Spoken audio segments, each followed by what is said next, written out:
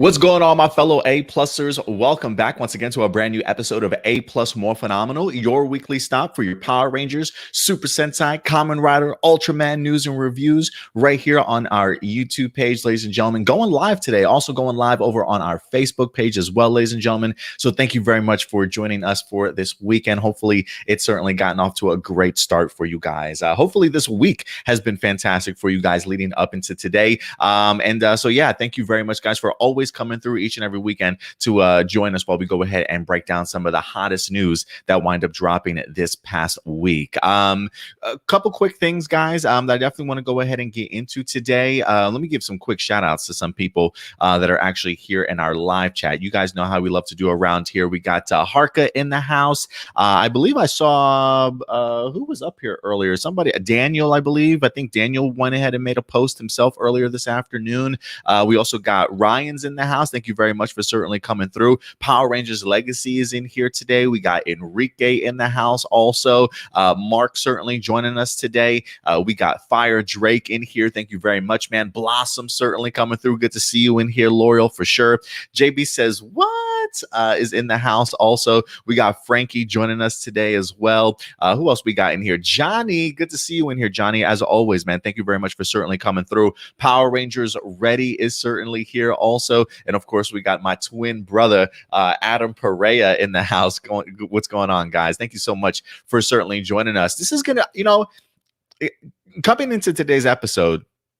Yesterday I went ahead and got everything ready for today's show. All the topics we're going to be talking about. We got 3 big Power Ranger topics to go ahead and talk with you guys about. We also got some tokusatsu news that we're going to get into.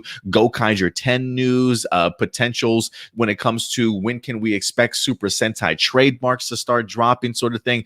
A big episode for you guys here today. But, sitting back and thinking, also getting ready for this episode outside of some of the big topics that we got to talk about. One thing I definitely do want to go ahead and bring some awareness to.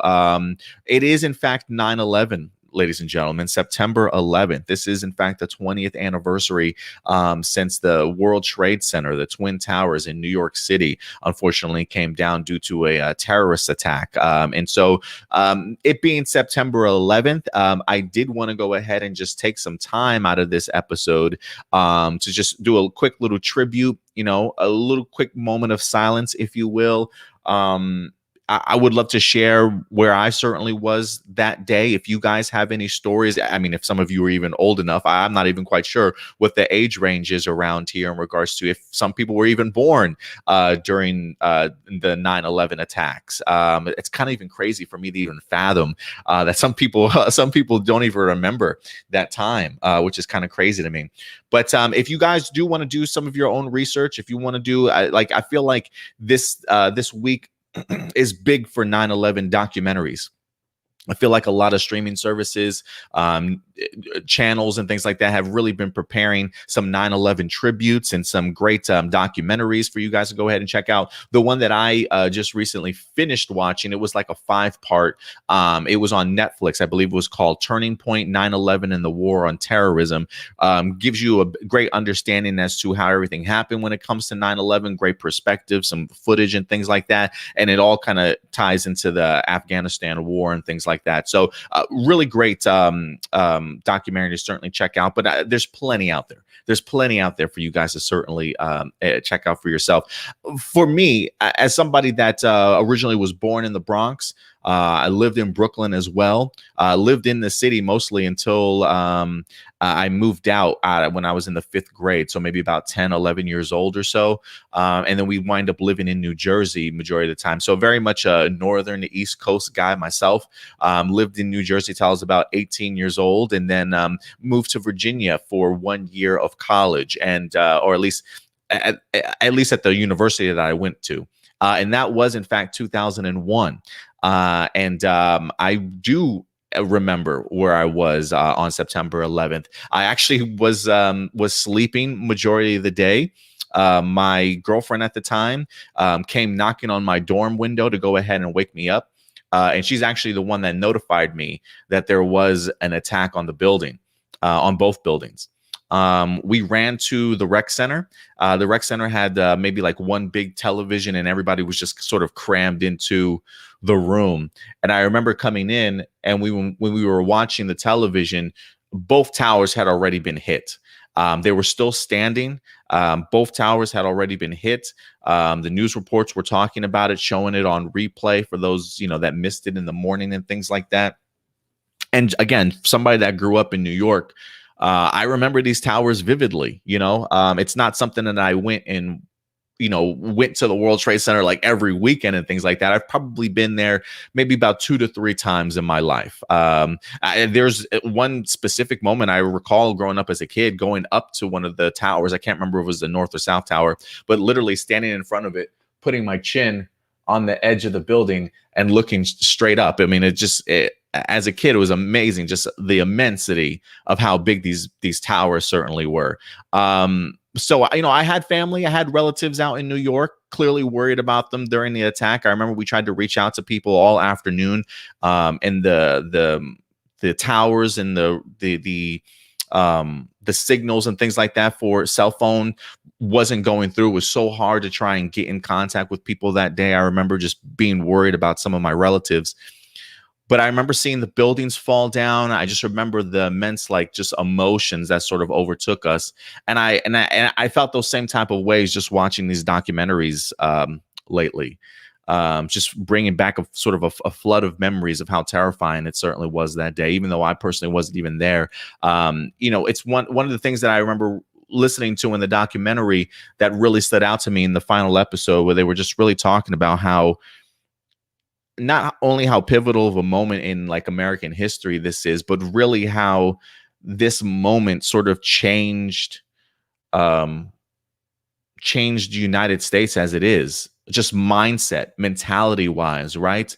It feels very much like we lived a very different life before 9/11, and where 9/11 and whether that be distrust amongst the government that we have now, the birth of conspiracy theories, the birth of not trusting the people sort of around us, or having these really bold stances and things like that. All that stuff, I'm sure was there prior 9/11, but not quite how it is now, right? It does feel very much like night and day. History books will remember the United States as pre 9/11 and after 9/11 sort of thing. And it just really impacted me, because I just remember growing up as a kid before 2001, all the things that we didn't worry about so much, right? And now all the things that we certainly do. So 9/11 definitely has a huge impact on our world, on our country. Losing nearly almost about 3,000 people, whether that be in the flights themselves, in the buildings themselves. Just a horrific day, man. And if you guys do get the opportunity to, I would recommend checking out some of these documentaries just to remember what happened to us as a country, the sacrifices that people made, the empathy that we certainly had as a country, the love that we had as a people, coming together and supporting one another, sort of thing. I do think that's important for all of us to certainly see, to know where we certainly used to be, So for me, before we get into this stuff, I just wanted to take just a brief, just 30 seconds, 10 seconds, 40 seconds, who knows, of just silence for just a moment, to just kind of pay tribute to 9/11 and the World Trade Center. So let's just have a moment of silence, guys.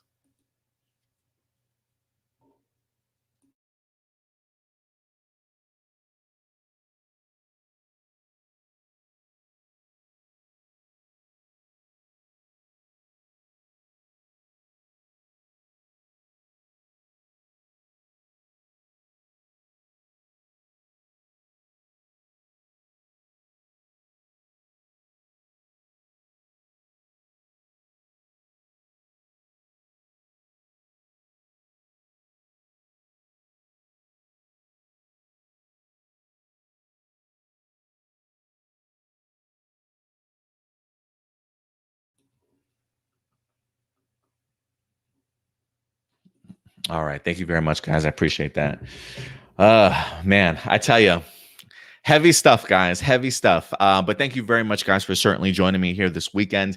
If you guys have any stories about 9/11 or anything like that that you guys certainly want to go ahead and share, please go ahead and do so in the comment section box or the live chat, guys. Definitely. Big show for you guys today. Listen, I'm not one for spoilers so much. You guys know that I'm a very big proponent, but some things, there are just things in the world that sometimes we just cannot avoid. You know what I'm saying? So starting as of today, outside of today's episode that we're going to be talking about, we will talk about the overarching meaning of what happened this week. We may not necessarily go into full details about the episode itself because I have added this to our channel, guys. You guys remember this from Beast Morphers. Now it's for Power Rangers Dino Fury. No spoilers, please. Okay. I take my no spoilers very seriously. If you're in the live chat and you're throwing out spoilers, I have no problem banning people or muting people from my channel. I have no problems whatsoever, okay? There are a couple casualties that happened last year from Beast Morphers that no, I don't necessarily play around. So if you think you're trying to pull a fast one on me, I will pull a fast one on you. That's just how I play around here. So Dino Fury, no spoilers, please, if you can certainly avoid it. And people in the chat, please be mindful of that as well.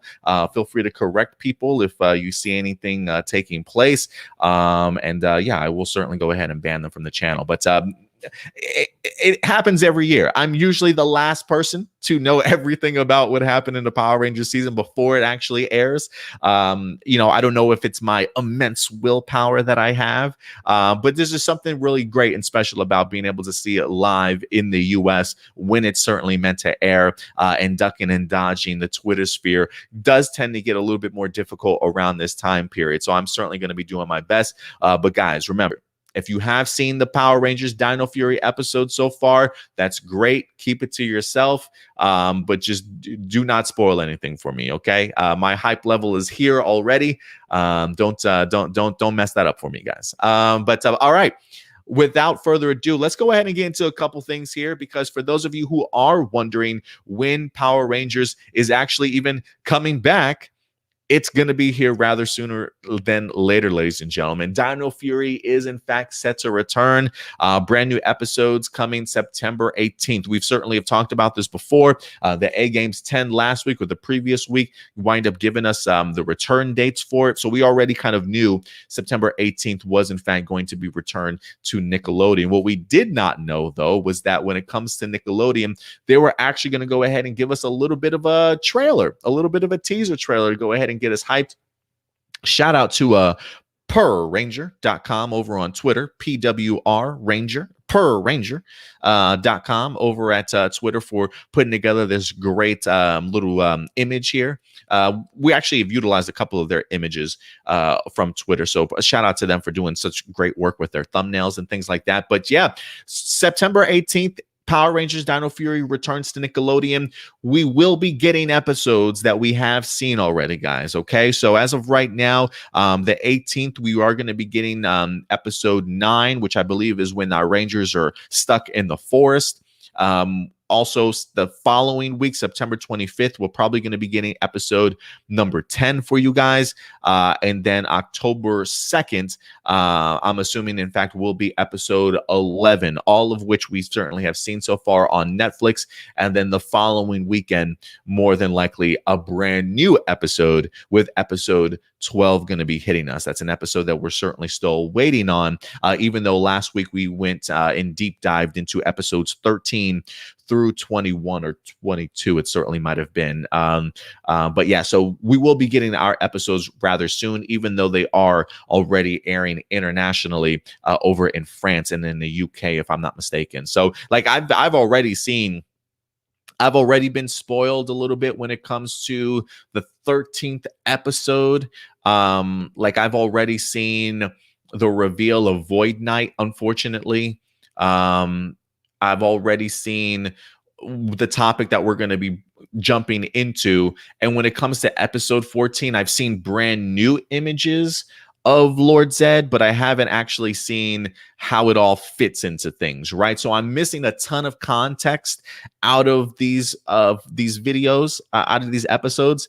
and I'm super thankful that I'm missing out on some of the context. Like, I do wish little things like the Void Knight face. I really wish that people had done a better job of hashtagging Dino Fury spoilers or Power Ranger spoilers or whatever the case might be. That's something that I definitely wanted to have actually see in person, sort of thing. But I think a lot of the other stuff we already kind of speculated on. We knew we were going to get Lord Zed back. Still curious as to in what form. Like, is he Slither in disguise? Is he actually Lord Zed, sort of thing? So I've seen photos, but I haven't seen the context in regards to how the episode is certainly going to go. And I will say this too, guys, for anybody that's sort of harking on the idea of the episode description sounding boring and lame or the same old sort of thing, if you ask me, I think the idea that Void Knight winds up getting revealed to us without his mask on is a huge revelation and a huge sort of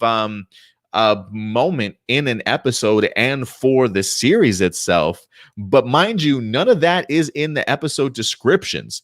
So if you truly are basing your enjoyment level of a Power Ranger episode off of an episode description, you are doing yourself a mighty disservice, guys, because if you just saw a description for episodes 13 and 14 and thought, I don't need to watch that, you're missing out on a really big moment in Void Knight's story arc. So I would just say, guys, again, be open-minded. Don't let the episode descriptions fool you. When Simon Bennett himself says we purposefully made these descriptions as bland as possible so that fans can certainly come back and be surprised at some of the things that happen in these episodes, he was not lying. He was not lying. So do yourselves a favor and be more open-minded than just solely basing an opinion off in an episode description before you even get the opportunity to watch the episode itself, because I do think that you would be rather surprised, as I personally was, being spoiled, unfortunately, a little bit early. So outside of the first couple episodes, I will give the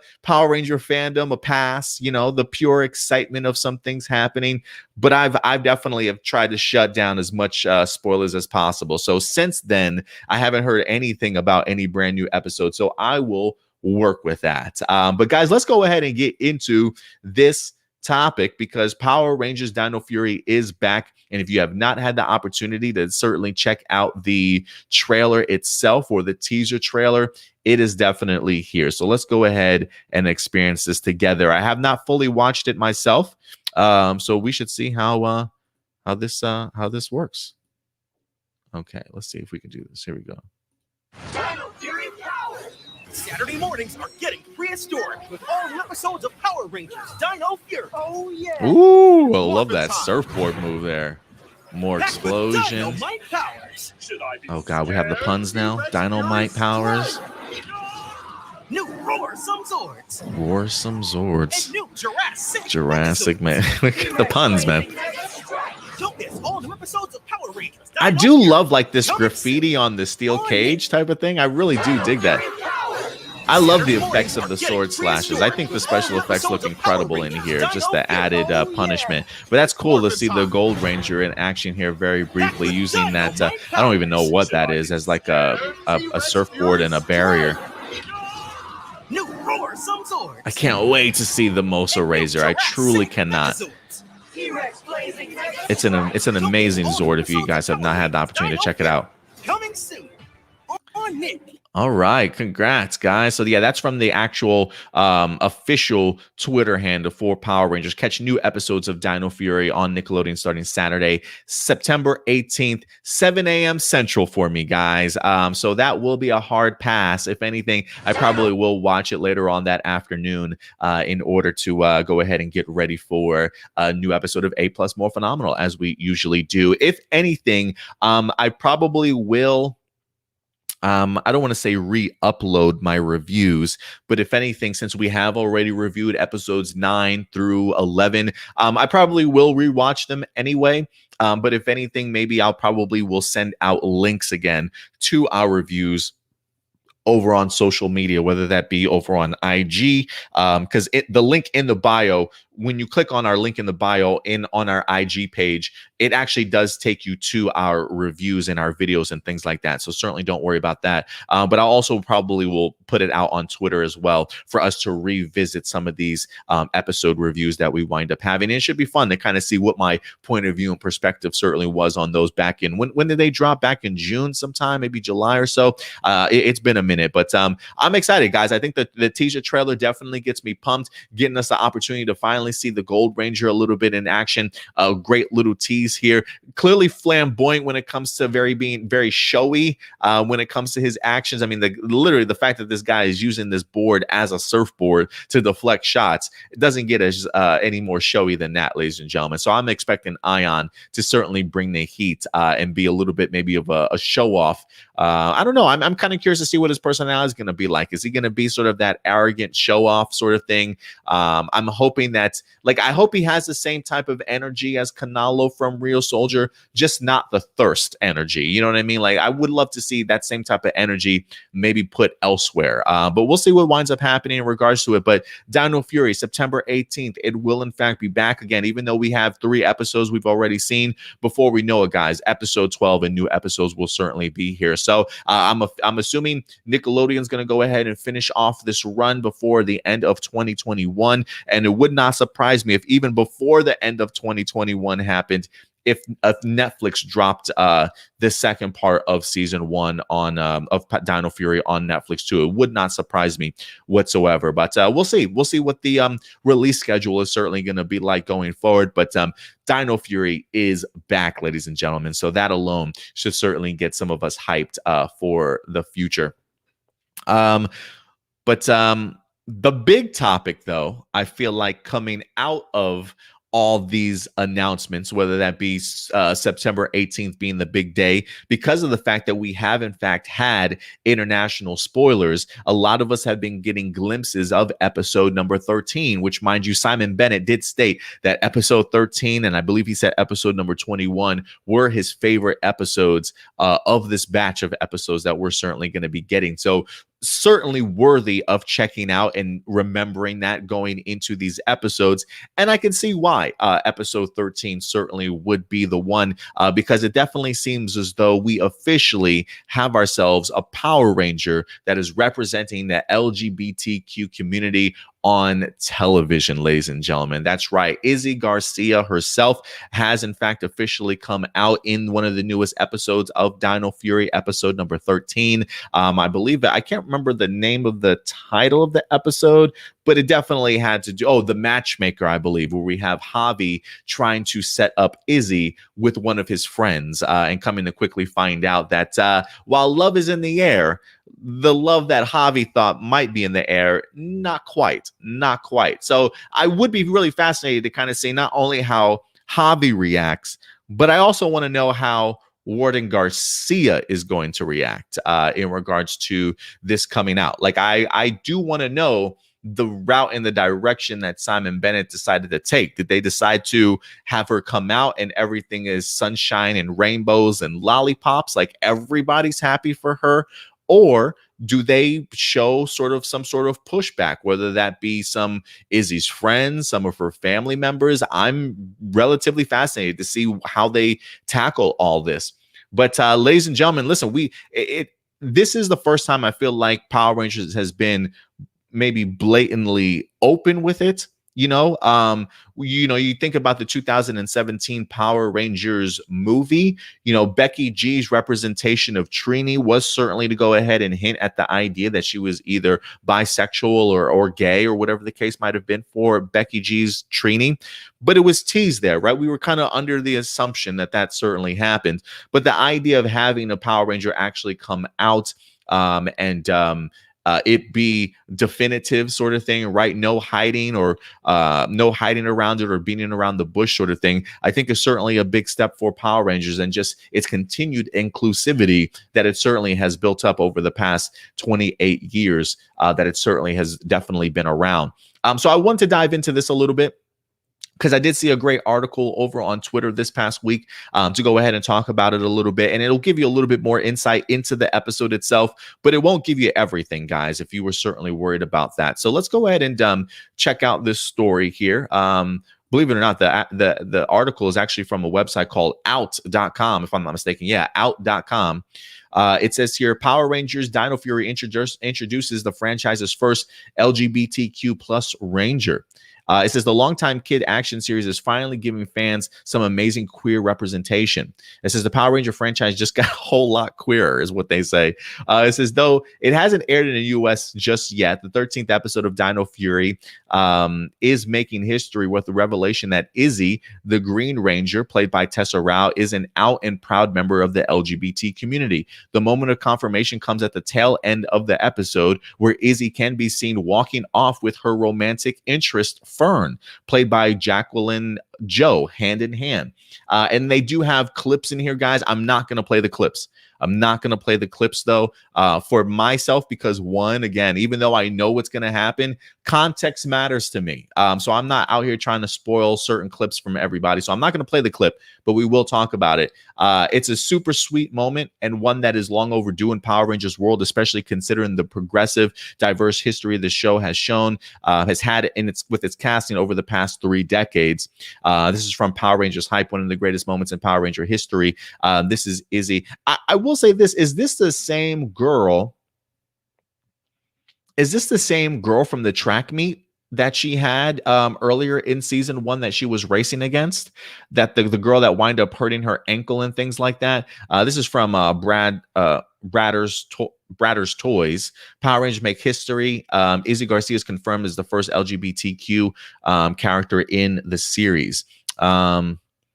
It says Dino Fury's executive producer Simon Bennett even took to Twitter to thank international Power Ranger fans for all the support Izzy's coming out moment has been getting online. He says, very happy with the reaction. I should have put this in the Simon Says segment, but it felt like it was so connected. I thought it might as well just be one part of it. But he says, very happy with the reaction to Power Rangers Dino Fury episode 13, which is just aired in France. Really looking forward to when it's available in the US and I can jump into the discussion. So when it airs here, Simon Bennett certainly will continue to be just as vocal as he certainly was, clearly. But I do love the fact that he's super pumped at the reaction that it's certainly been getting. Majority of it been positive, if you ask me. Majority of it has been positive, but let's make no mistake, okay? There certainly are people out in there in the world that certainly don't feel comfortable with the situation itself.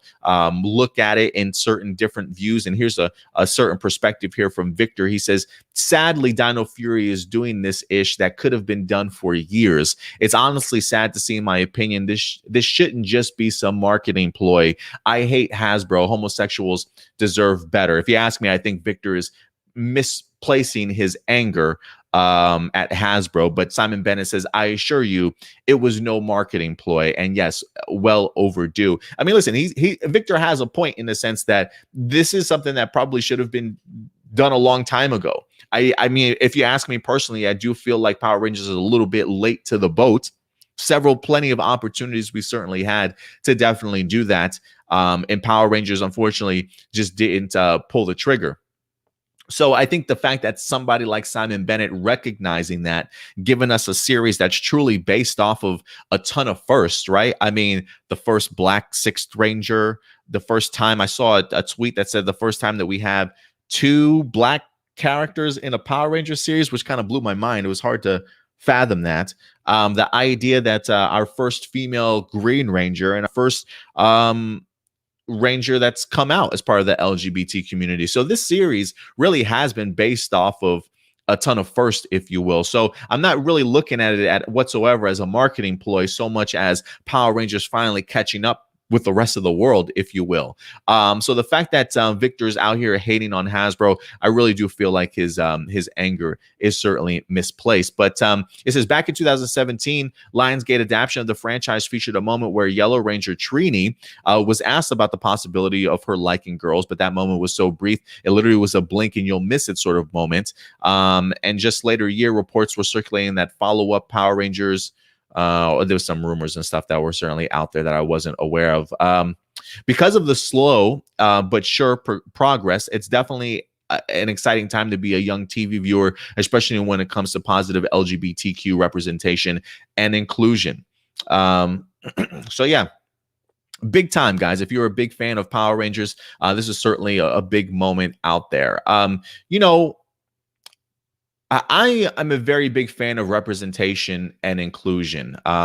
You know, I'm a very big believer that it's very powerful to see yourself represented sort of on the big screen. You know, while I may not necessarily be a part of the LGBTQ community myself, I definitely understand and can see the impact of what just seeing yourself on television on the big screen truly sort of represents, right? Like there's a whole community of African American kids out there that have been changed because they've seen somebody like a Chadwick Boseman on the big screen playing Black Panther and believe that they too one day can see themselves up on the big screen and be a representation like that. I've seen Melissa Benoist as Supergirl impact hundreds of young girls across the world to give them that confidence that they truly can achieve anything that they want to. Shout out to Brie Larson for doing the same thing when it comes to Captain Marvel. I may not necessarily be in that niche or in that group to fully understand,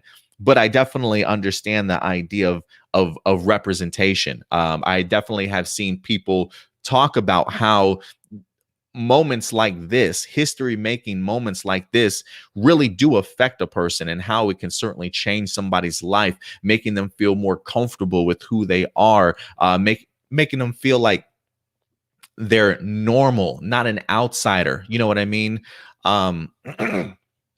It's just extremely important. And I think when Power Rangers has done such a great job over the years, really highlighting the fact that it doesn't matter where you come from, that it doesn't matter the color of your skin, you too certainly are a Power Ranger and can certainly be one. So the idea of taking that inclusion and that representation just from race and color alone, and also expanding that to sexuality, right? Or maybe even from the 2017 movie, some form of disability, if you will, in a sense of, you know, being on the spectrum of autism, right? Like branching out what it means to be inclusive and diversity is extremely important. And the fact that it continues to allow everybody around the world, doesn't matter your gender, your religion, your sexual orientation, we can all be superheroes in our own right. We can all be Power Rangers, to certainly say the least. And I love that message. I absolutely love that message. It, to me, if anything, it just represents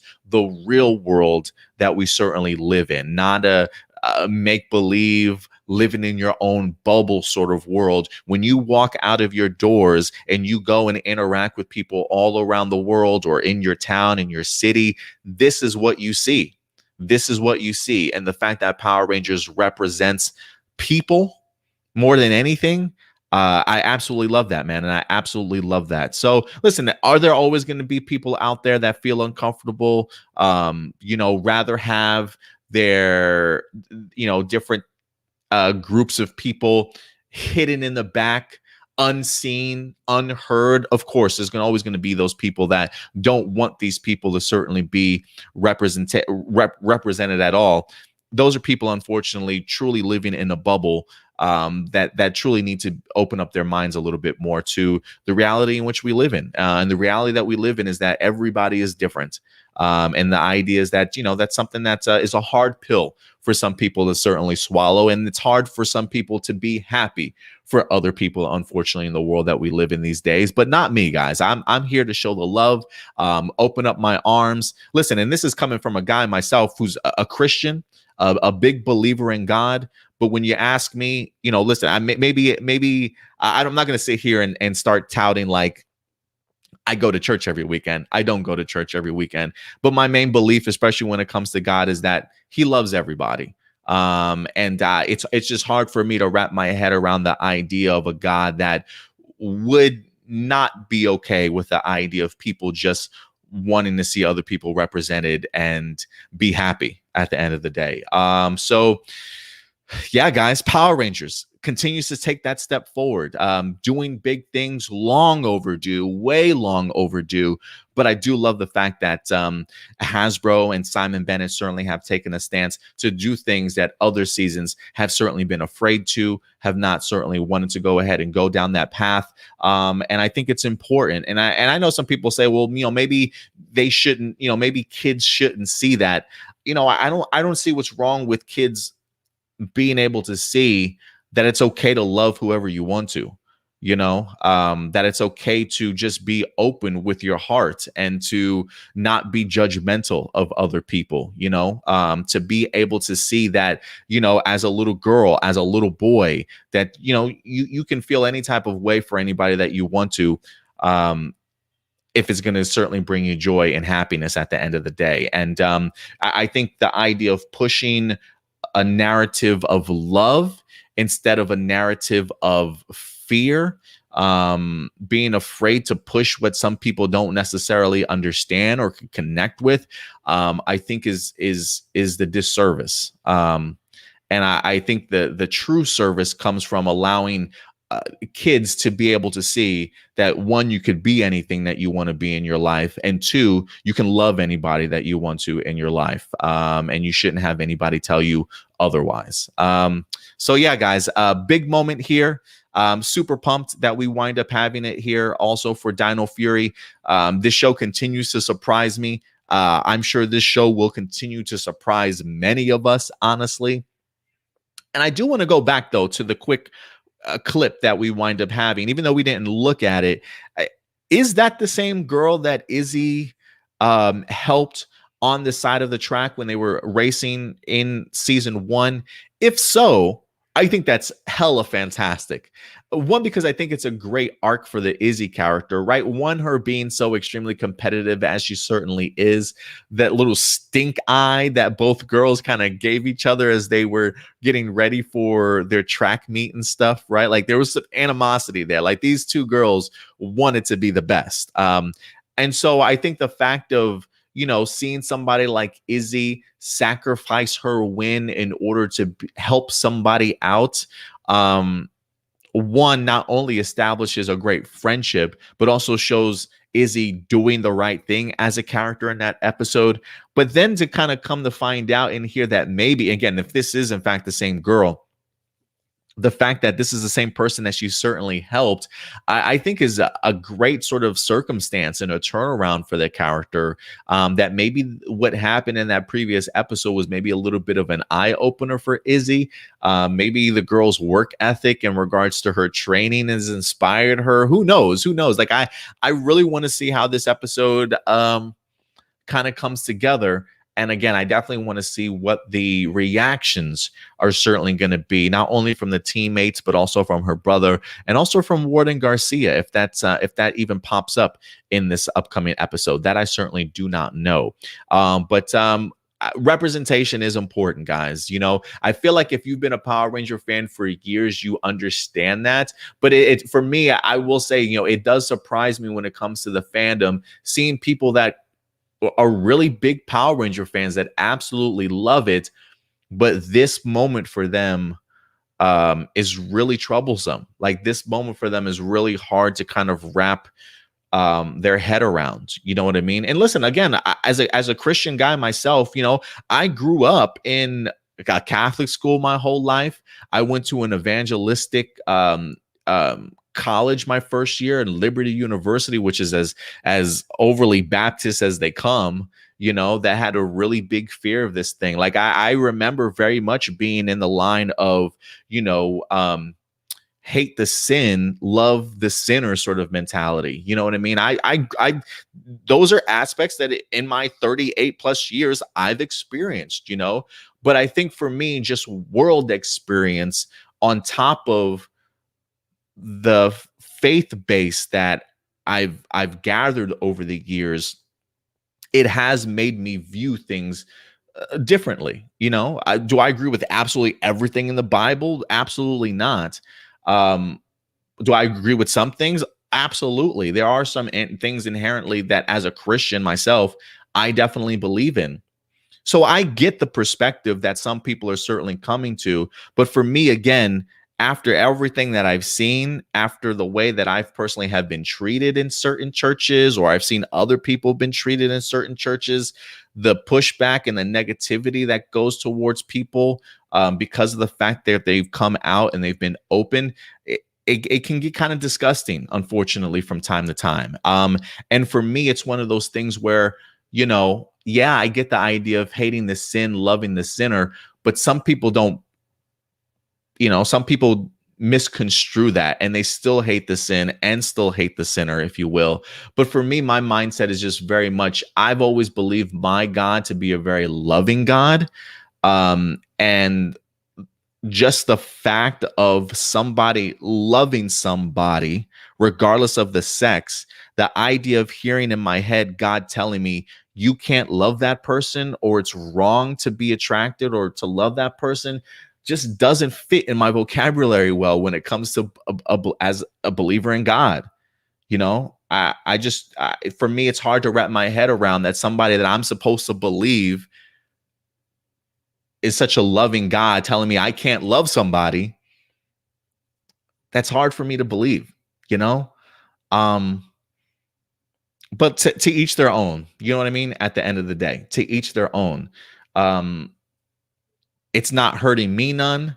I mean, maybe there's some butthurt people out there that love them some Tessa Rao, and they're like, you know what? I wish I had a chance with Tessa. And maybe now they're butthurt at the idea that maybe she likes men, maybe she likes girls. You know what I'm saying? Like, you know, people that absolutely love the Izzy character thought they maybe had a shot one day. Maybe they're feeling a little bit butthurt because now their chances are extremely slim. I have no idea where the hate's coming from, but for me, I'm just happy for people. You know, I'm happy that people get to feel accepted.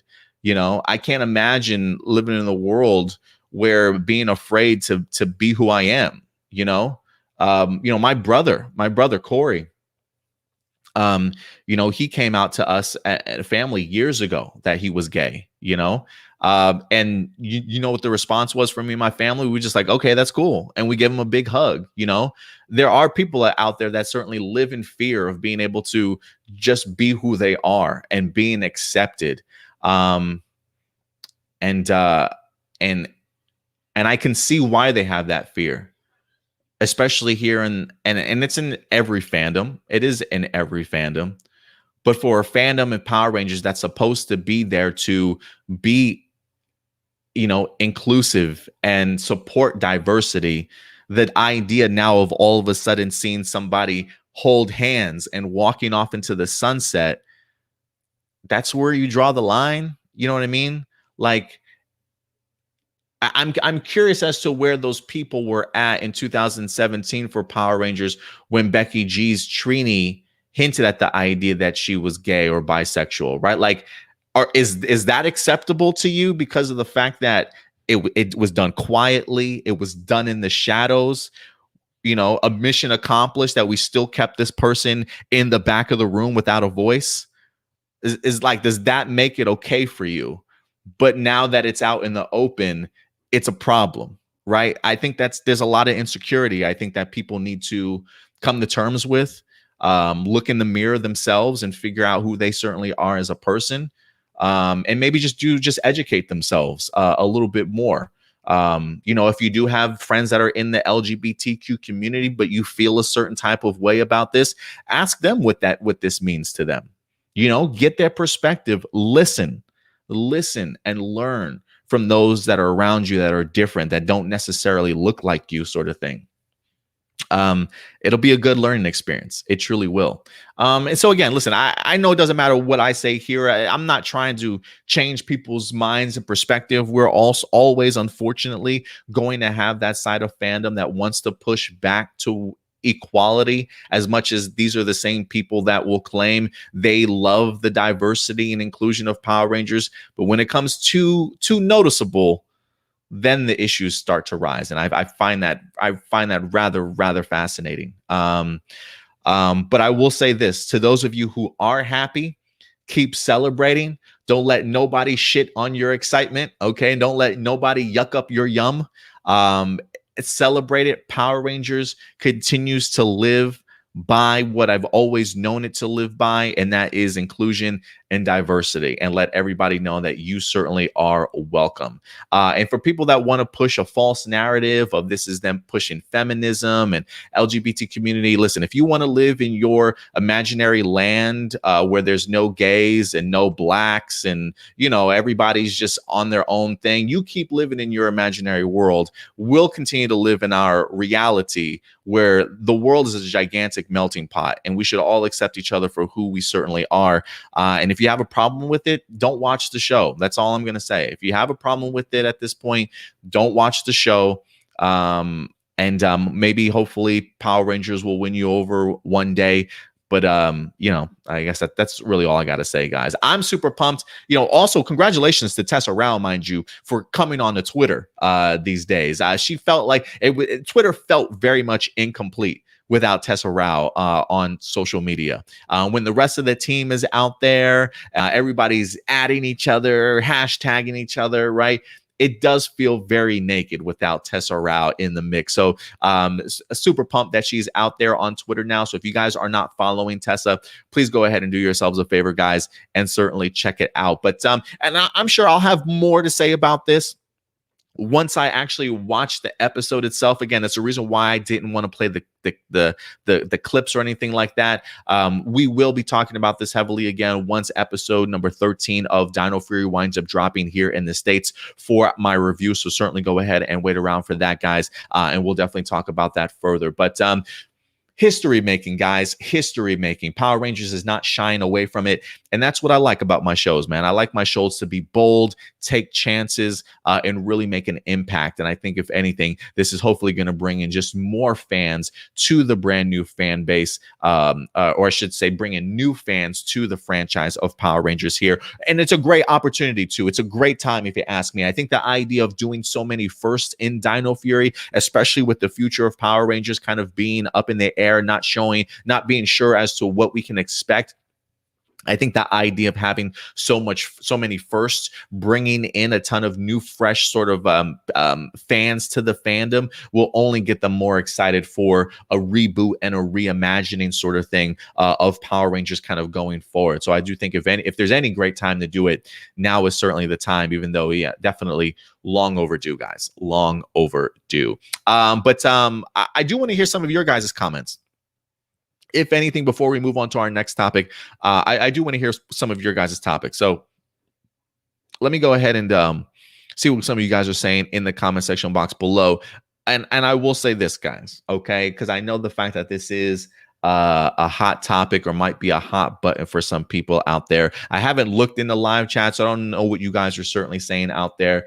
Just be respectful towards each other, okay? We may not necessarily agree on everything, but no name calling, no F-bombs, all right? Let's just, you know, not that you guys do that type of thing, you know what I'm saying? But sometimes we do get stragglers. We get new people that aren't familiar with how we do things here at the channel. So let's just be mindful of one another in that sense. Jordan, what's up, Jordan? Good to see you in here, man. Good to see you. Who we got in here? Jay, what's up, Jay? Thank you very much. He says, did you see the new intro for Dino Fury with gold? No, I have not. I mean, I've seen like Jordan Fight's picture, like, hey, and then it's like Jordan Fight as Ion, but I haven't seen like the actual intro itself. I am avoiding that until it actually drops episode wise. Datilla, what's up, Datilla? Good to see you in here. Shadow Nova Productions in the house. He's saying I was born 3 years after it happened, going back to the 9/11 stuff here. Let me go ahead and pull this up here to see what you guys are saying also. So who else we got? Tony Robinson says, I was in the first grade and got out of school early that day. Thank you for coming through, Tony, and sharing your thoughts, man. Power Rangers Legacy says, someone on Twitter said why it took so long for LGBTQ Ranger. Why not past seasons? Obviously, it has to do with the showrunner and the producers. They said Dino Fury just trying to be woke. No, I think it has everything to do with just who's running the ship. You know, it has nothing to do with Dino Fury being woke. If anything, it has to do with, like you said, the showrunners and the producers maybe not wanting to necessarily pull the trigger on things. I mean, guys, literally, this is the previous showrunners and the previous producers also didn't want Calvin and his girlfriend. was it Haley from Ninja Steel didn't want them kissing. Okay, so trust me, like the fact that Power Rangers in the past has been very restrictive in regards to what it shows. Like, are people going to get butthurt at the idea of like a guy and a girl kissing? Is that too much for Power Rangers? So trust me, Dino Fury is far from trying to be woke, more or less like trying to actually give us first and give us a historical season. Because yeah, when you talk about past seasons, the fact alone that Saban wouldn't even show a clip of a guy and a girl who have been in a relationship dating with an innocent kiss on television, I think that speaks volumes as to where maybe some of the issues or why they didn't even do this in the past before. Okay. Datilla says 9/11 happened. Yeah, that's crazy. She's 8 years old. I feel like right now, Datilla, you're the oldest that I've seen so far, at least mention it, that's been around. So I'm pretty sure you probably have some memories at the age of 8. Who else we got in here? We got Charles. What's up, Charles? I appreciate you coming through. He said, I asked this question last week, but never got an answer. If you sent it in the live chat, I probably missed it. In Power Rangers Turbo, before Cassie and TJ became Rangers, got off the bus and had to stop, there was a song playing, and it was like, sunshine and sunny days always makes the world seem fine. Anyone know the name of the artist? It was the passing of the torch, parts 1 or 2. Yeah, if you guys know, let them know. I'm not really here for trivia questions. I don't know that one. Appreciate you coming through. Frankie Jordan does say I was in first grade. I remember my school sending me and us home early, but at the time I was young. I wasn't really sure what was happening, but I do remember it. Never forget. Yeah, a lot of first graders in here, it feels like, from that during that time. Yeah, I knew that our age range varied. Like when I look at my analytics, it's like 18 to 44. So it's all over the board sometimes. Emmanuel, appreciate you coming through, Emmanuel. Thank you very much, man. He says, let's be happy for Netflix next year. Sarav, he says that also started a wave of distrust for the Muslim community in 9/11 as well. Absolutely, Sarav, it definitely did. That's what I was saying. Like the idea of it being brought to my attention that 9/11 is such a pivotal moment in U.S. history where you can literally almost look at this century sort of broken down into 2 parts: before 9/11 and after 9/11, just significantly different in regards to just where our mindsets are at. You know what I mean? Power Rangers Ready says, I was spoiled twice by accidents, which weren't my fault. Yeah, it's usually not our fault. Sometimes it's just innocent scrolling, and then all of a sudden, boom, just punches you right in the face.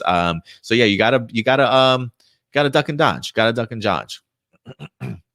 Isaiah Black Ranger videos. It's morphin time. He says, hey, buddy, what's up, Isaiah? Thank you very much for certainly coming through. Marcelino in the house also, man. Thank you very much. I appreciate that.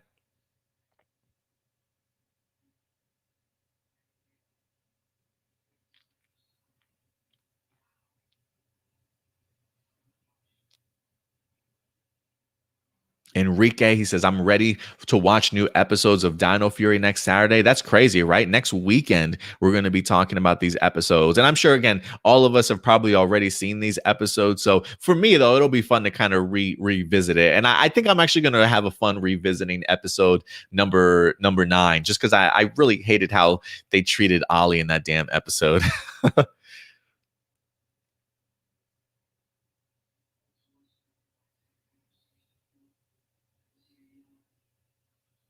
Jay coming through. He says, Maya Thompson has been doing a great job writing these episodes. I'm glad that you've been liking the writer that they've had so far.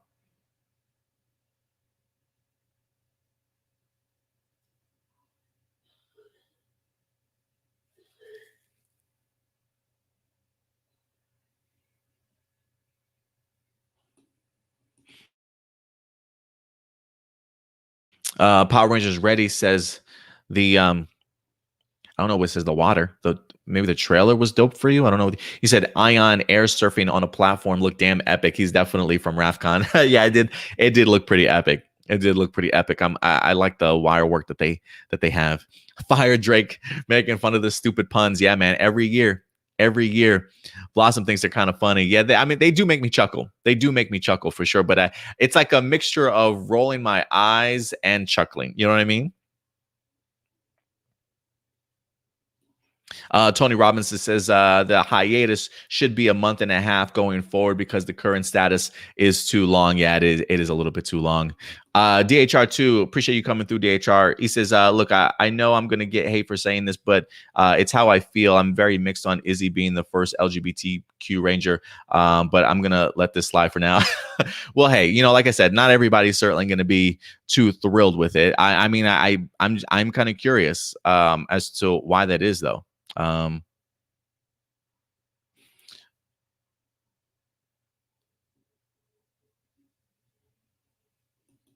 Fire Drake, I don't think it's a good idea to have an LGBTQ concept in a kids show.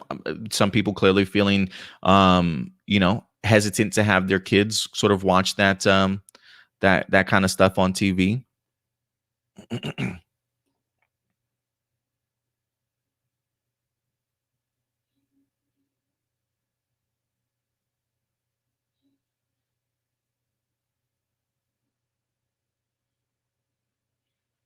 Marcelino does say, fun fact, one of the side characters from Dino Thunder was supposed to be lesbian, but it didn't happen because of writing problems. I didn't know that, Marcelino. Thank you very much for bringing that to my attention, for sure.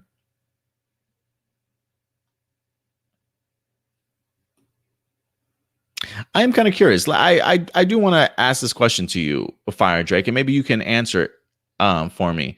He says PR doesn't need LGBTQ concepts and characters. I would ask you why. I would ask you why you feel that way.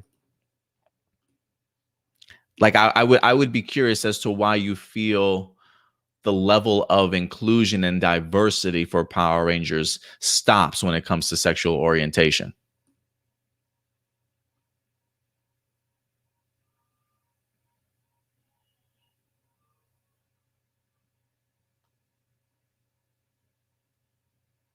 He did answer.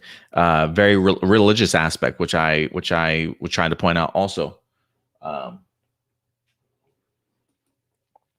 It's just it's just, I don't know. This is something hypocritical about this comment, though, and I'm not attacking you, Fire Drake, whatsoever.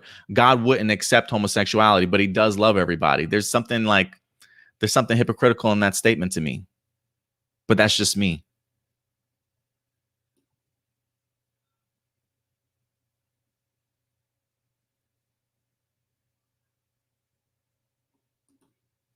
You're absolutely right, Power Ranger Legacy. You're absolutely right. Just so you know, Billy and David are two different people. I'm not saying that they aren't. I definitely am fully aware of that. I personally was under the assumption that Tessa, possibly herself, was in fact homosexual. She said David is homosexual, not Billy.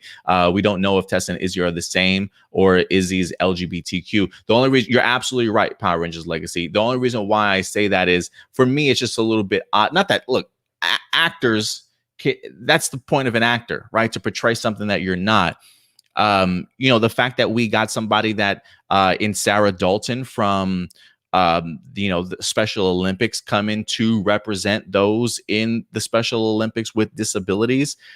It's not like we got an actor to portray somebody with the from the Special Olympics. We literally got somebody. So that's why that's where I was trying to point out was the idea. Like, I don't know if Tessa necessarily, like, I'm wondering if Tessa herself, represents part of the LGBTQ community, or is she acting? I'm under the impression that if they went that full route of getting somebody from the Special Olympics and Sarah to represent those, I was just under the impression also that maybe when it comes to Dino Fury, they actually got somebody to represent the community and not just as an actor. You know what I mean?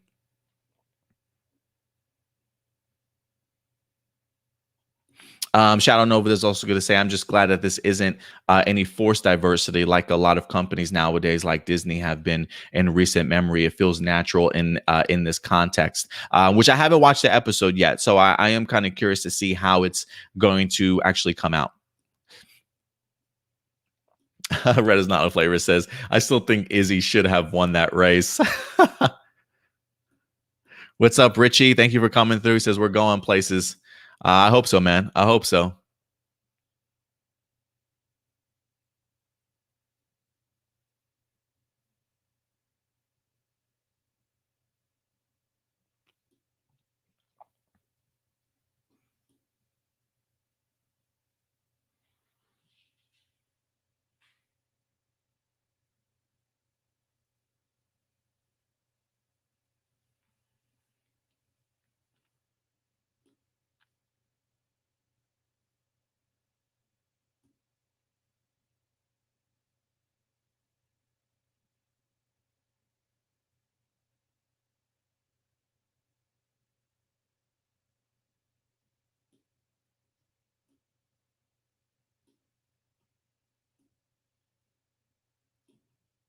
All right, guys. Let's see here. I think I got mostly everybody in here. Let's see who else we got.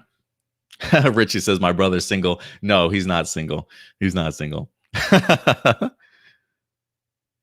All right, guys. And with that out of the way, we will go ahead and transition over to our next topic today. We're still going to stick in the world of Power Rangers for you guys. But listen, we've got some big movement happening when it comes to Power Rangers on YouTube, ladies and gentlemen. I was not expecting this to certainly happen after we wind up getting Mighty Morphin on Power Month, wind up dropping its entire season. We talked pretty openly about it. One of the things that we talked about when it came to Power Rangers on YouTube was like, hey, Hasbro, we thoroughly appreciated the fact that when it came to Power Month, you know, that you took that initiative and you gave us a full season of something, right? Like, I feel like the idea of warranting a full season is something that us Power Ranger fans have been asking for quite some time since they went ahead and eventually announced Power Rangers on YouTube. They've been trickling these episodes out very, very slowly, wondering, guys, when are you going to finish these seasons, right? Like, you've got 28 plus seasons of Power Rangers that you ripped from us on Netflix, have given none of these episodes a home, and you've got a hungry fan base that wants to go back and revisit some of these episodes. And so while we appreciated the initiative that Hasbro certainly took when it came to completing at least one of the seasons, it did leave me scratching my head at the idea, like, of all the seasons that you put up on YouTube, you only put MMPR's full first season when we already have it over on Netflix available to people that have Netflix, sort of thing. I get the idea of, like, not everybody has Netflix, so hey, let's make MMPR a thing on YouTube also. So my biggest pushback was, okay, Hasbro, you clearly have the mentality to go ahead and do this. You're more than capable of dropping these episodes. What are you waiting for, guys? We literally said this last week. What are you waiting for, guys? Take that same type of energy and start completing some of these other seasons. Put some of these other seasons up there. And I don't know if Hasbro was listening to us, guys. I have no idea. Or maybe this was their plan all along. But we now have 3 more completed seasons on Power Rangers YouTube, ladies and gentlemen. That's right. Wild Force is officially completed. Jungle Fury is officially completed. And Dino Thunder was completed. Now, mind you, they were trickling these episodes out one at a time, sort of thing. So we maybe got like I'm trying to remember where the last one was that I saw. Like, I think some of these were in their teens, some of these were still in like maybe their early 20s when it comes to episodes that had dropped that we were still waiting for. But this week, Hasbro said, screw the trickling out of these episodes. We're going to go ahead and finally complete some of these seasons. So Power Ranger fans, rejoice. If you were fans of Wild Force, fans of Jungle Fury or Dino Thunder, it is all available to you over on YouTube. Let's go ahead and pull this information up. This is actually from, where's this come from? Pearl Ranger, coming through once again. PearlRanger.com over on Twitter.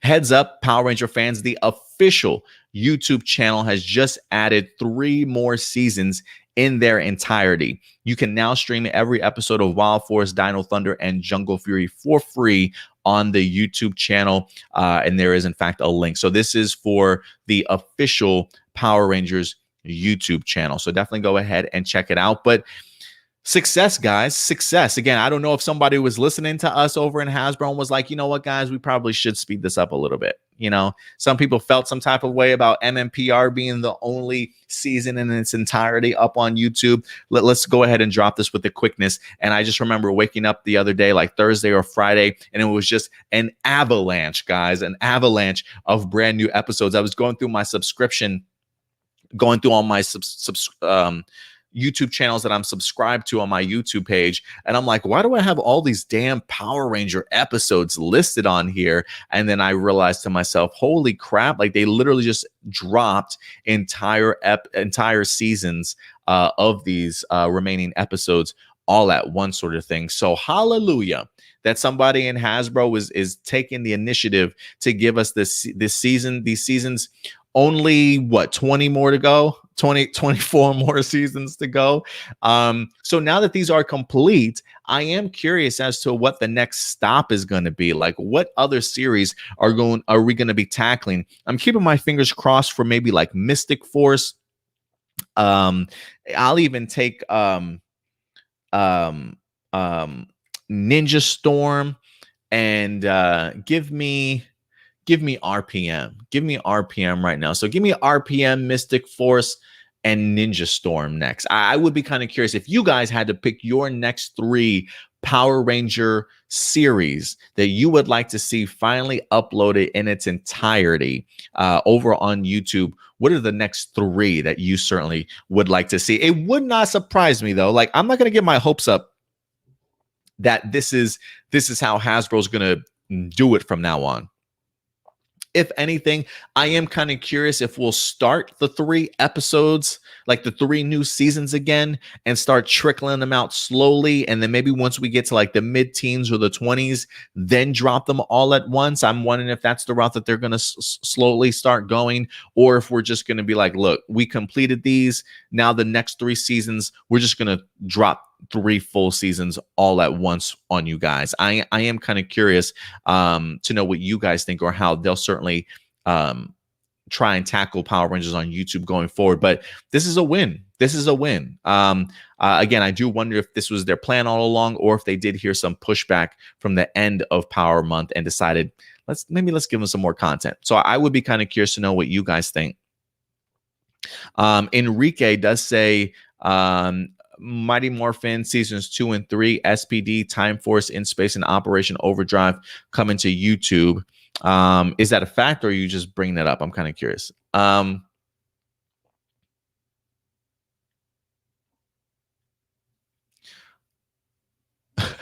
Rangers Ready says MMPR will be completed by 2030. You might be right, man, at this rate.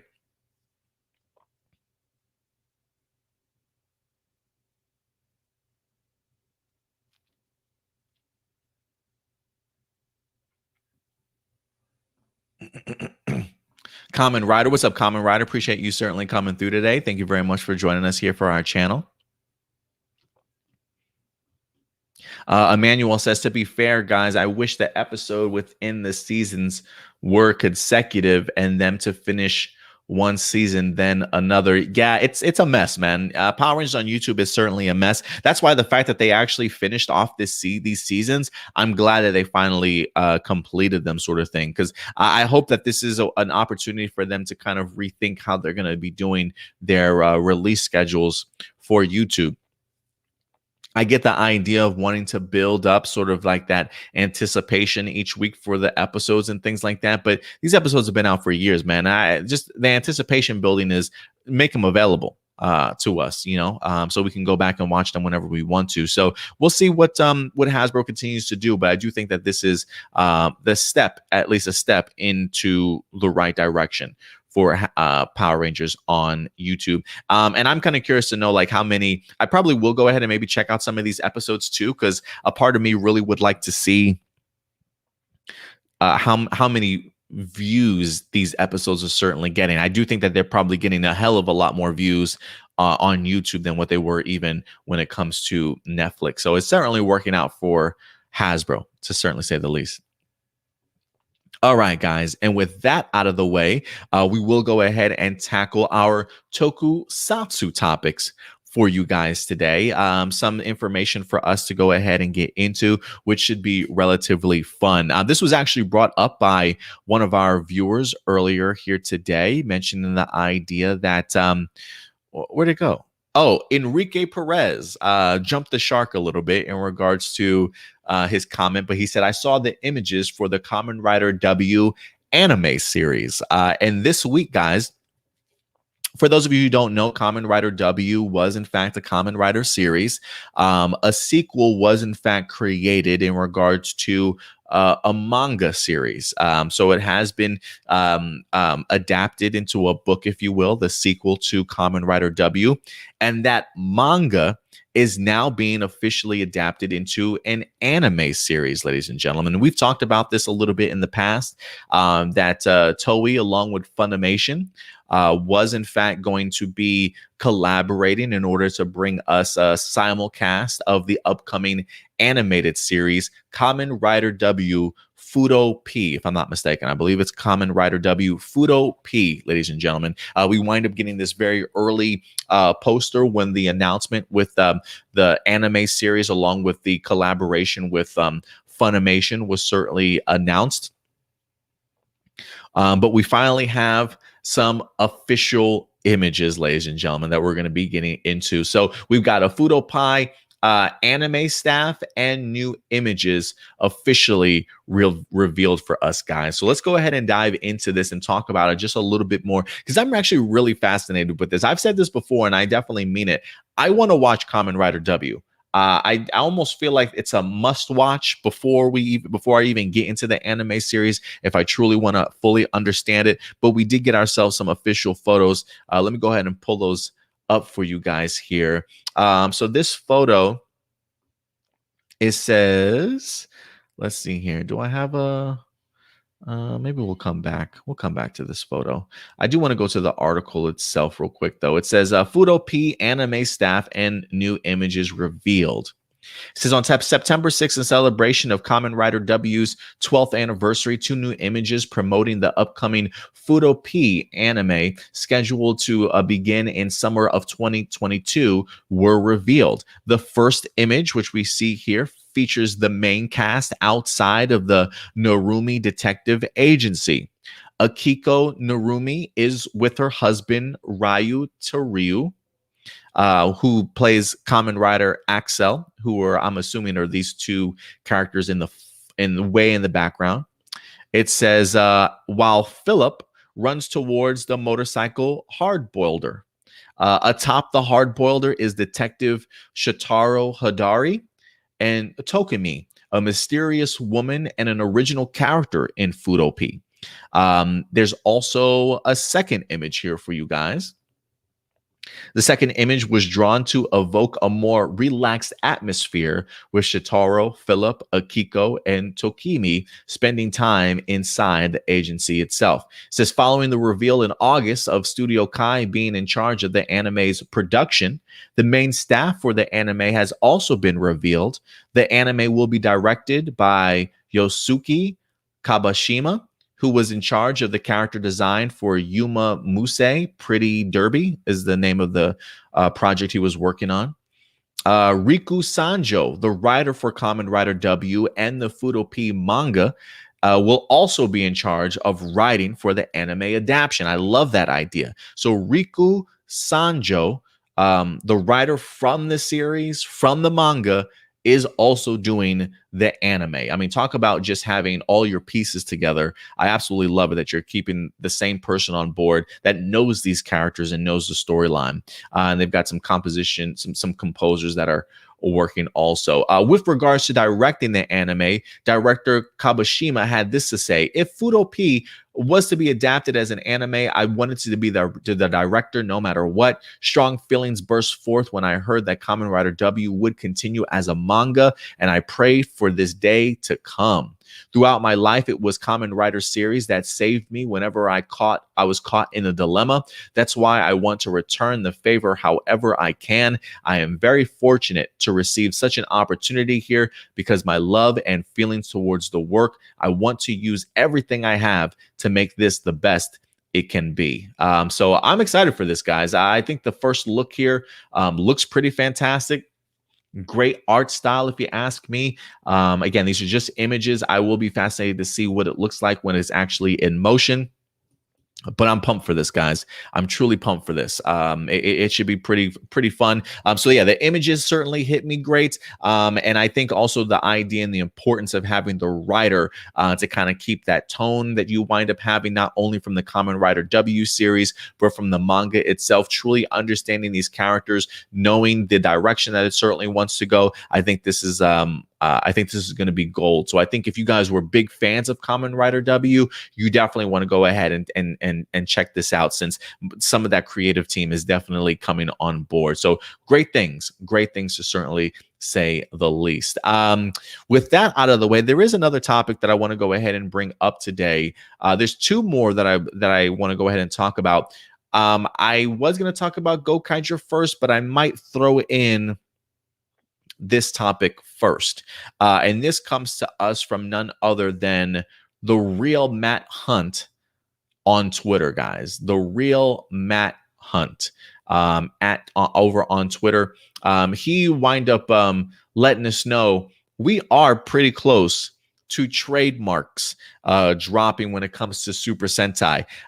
It feels like it was just yesterday that we wind up having Zenkaiger announced. And while we don't necessarily have a new trademark to look at today, it is coming, guys. It is coming. That September, October time period is ripe for Super Sentai trademarks to start dropping, whether that be rumors and things like that. So I wanted to go ahead and pull this up because I found it rather interesting. And this actually comes to us from the real Matt Hunt over on Twitter. He says, hashtag Super Sentai or hashtag Sentai 2022. Breakdown of trademark drop dates for the modern Sentai era from Gokaiger to now, just for the weirdos like myself that find this kind of stuff fascinating.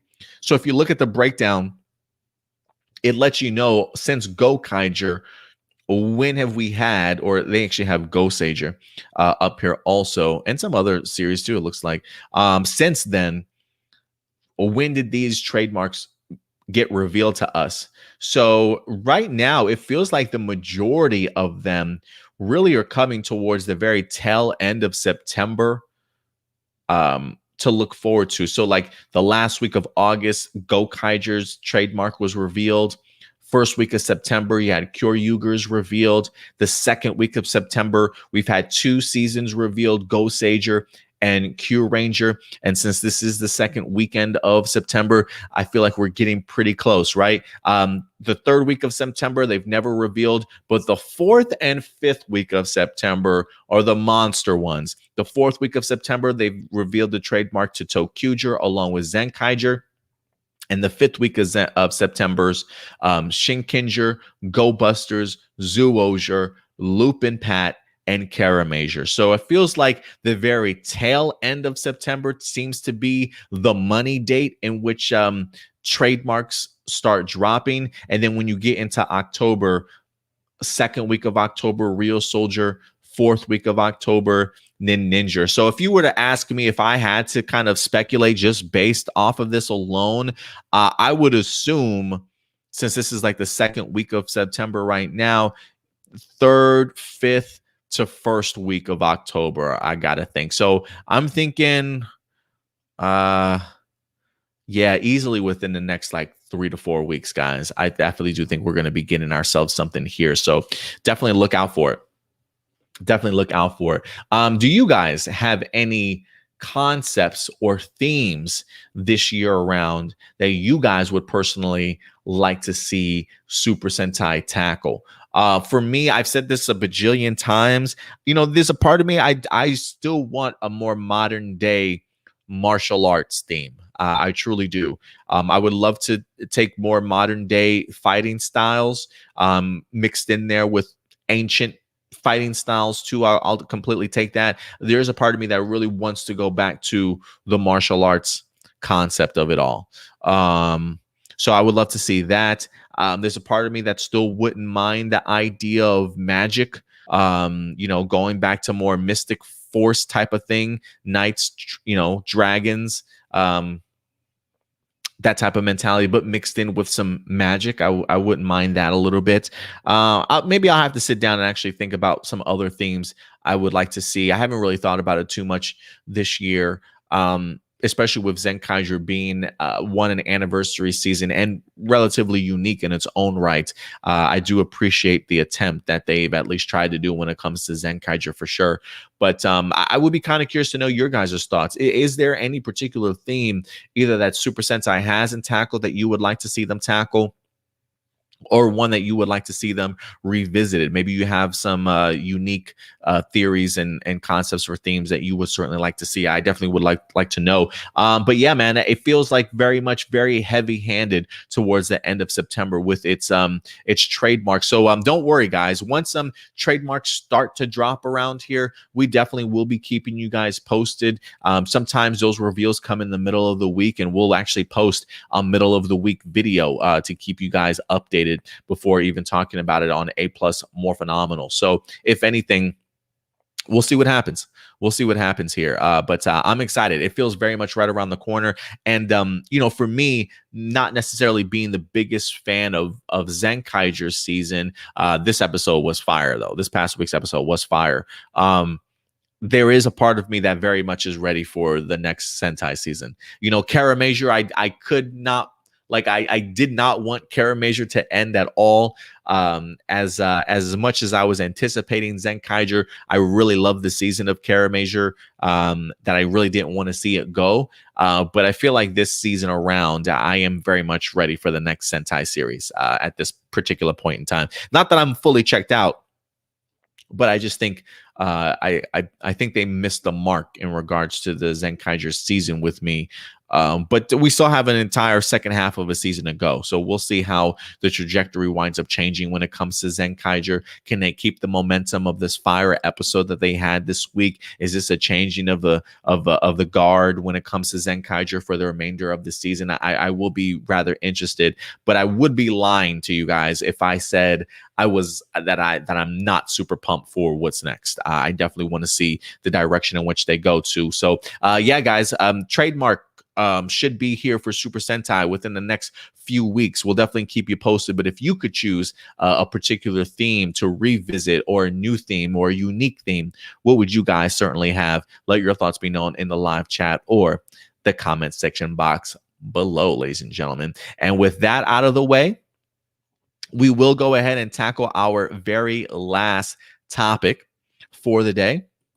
And that is in regards to Gokaiger, ladies and gentlemen. The 10 years after for Gokaiger movie will be here soon, or Gokaiger 10 or 10 Gokaiger, however they want to title it. This one says Kaizoku Sentai 10 Gokaiger story and guests revealed. So this is our first time getting the opportunity to see what the plot synopsis is going to be like for this particular movie that we're going to be getting, right? How do the Gokaigers return? Why are they certainly returning? We finally have details for you guys this week, and I'm pumped to go ahead and talk about it a little bit because, one, I miss this team dearly. I truly do. I'm so glad that we're getting ourselves a 10 years after. It feels extremely appropriate just based off of the popularity of Gokaiger itself. And I want to see the character growth. I definitely want to see how much has certainly occurred for a lot of these characters since the last time we saw them. So let's dive in, guys. Let's go ahead and dive into this this topic. This one actually comes to us from Tokusatsu Network as well. So let's go ahead and deep dive into this and see what we're dealing with. It says the story of the V Cinex 10 Gokaiger is finally revealed, and several Tokusatsu alumni will also guest appear. So it says it will have a limited theatrical screening beginning November 12th, and then will be made available on Blu-ray and DVD March of next year. The story, here's the story, guys. It says the story for 10 Gokaiger. The 35th Super Sentai is an unbelievable team that uses the power of previous teams to fight. They are Gokaiger. Though they came to Earth seeking the greatest treasure in the universe, they protected the planet from the invading space empire Zanyak and came to believe that Earth was worth protecting. 10 years have passed since then. The public gambling activity, Super Sentai Derby Coliseum, has been established on Earth and has been hugely popular across every generation. Though many Super Sentai heroes had been targets of bets, they cooperate with the Coliseum project so long as the money is used for defending the Earth. That sounds trippy to me. A public gambling activity, Super Sentai Derby Coliseum. Is this like fantasy football meets Fight Club? Is this like Sentai teams members facing off against each other and the public gets to bet against their fighters? But because it says, though many Super Sentai heroes have been targets of bets, they cooperate with the Coliseum project as long as the money is used to defending the Earth. So are the Super Sentai members fighting each other while bets are being placed and the winnings go towards projects to defend the Earth? That's an interesting concept. It says, however, one Super Sentai could not be contacted. That team has disbanded and each member gone on their separate paths. It was during this time that Captain Marvelous appeared on Earth, issuing a challenge to the Colosseum's administration. But standing opposite of Marvelous is Guy Akari, whose views match those of the Colosseum. Oh shit, guys. So the Gokaigers have in fact separated. They've gone their separate paths.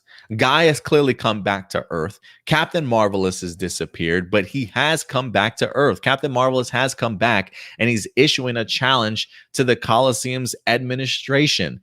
I'm assuming maybe Marvelous feels like this is wrong. I'm wondering if he like, is there something evil behind this administration that he needs to stop? That's sort of like taking advantage of these Super Sentai team members, but Guy clearly views these matches the same way that the Colosseums does. So Guy clearly doesn't want this Coliseum to be shut down. So it seems as though we might have a little bit of a fight on our hands, guys. That's a little bit crazy. He says, is it the Gokaigers or the people of Earth that are changed from this passage of time? How will Joe, Luca, Doc, and Ahim respond to these circumstances? After 10 years, an extraordinary battle is about to begin. Guys, can I be honest? I love this concept. I do love this concept. I think as a fan for myself, that is a big fan of like fantasy football, where we place live bets or anything. I'm not a big gambler, even though we do put money each year down for our league.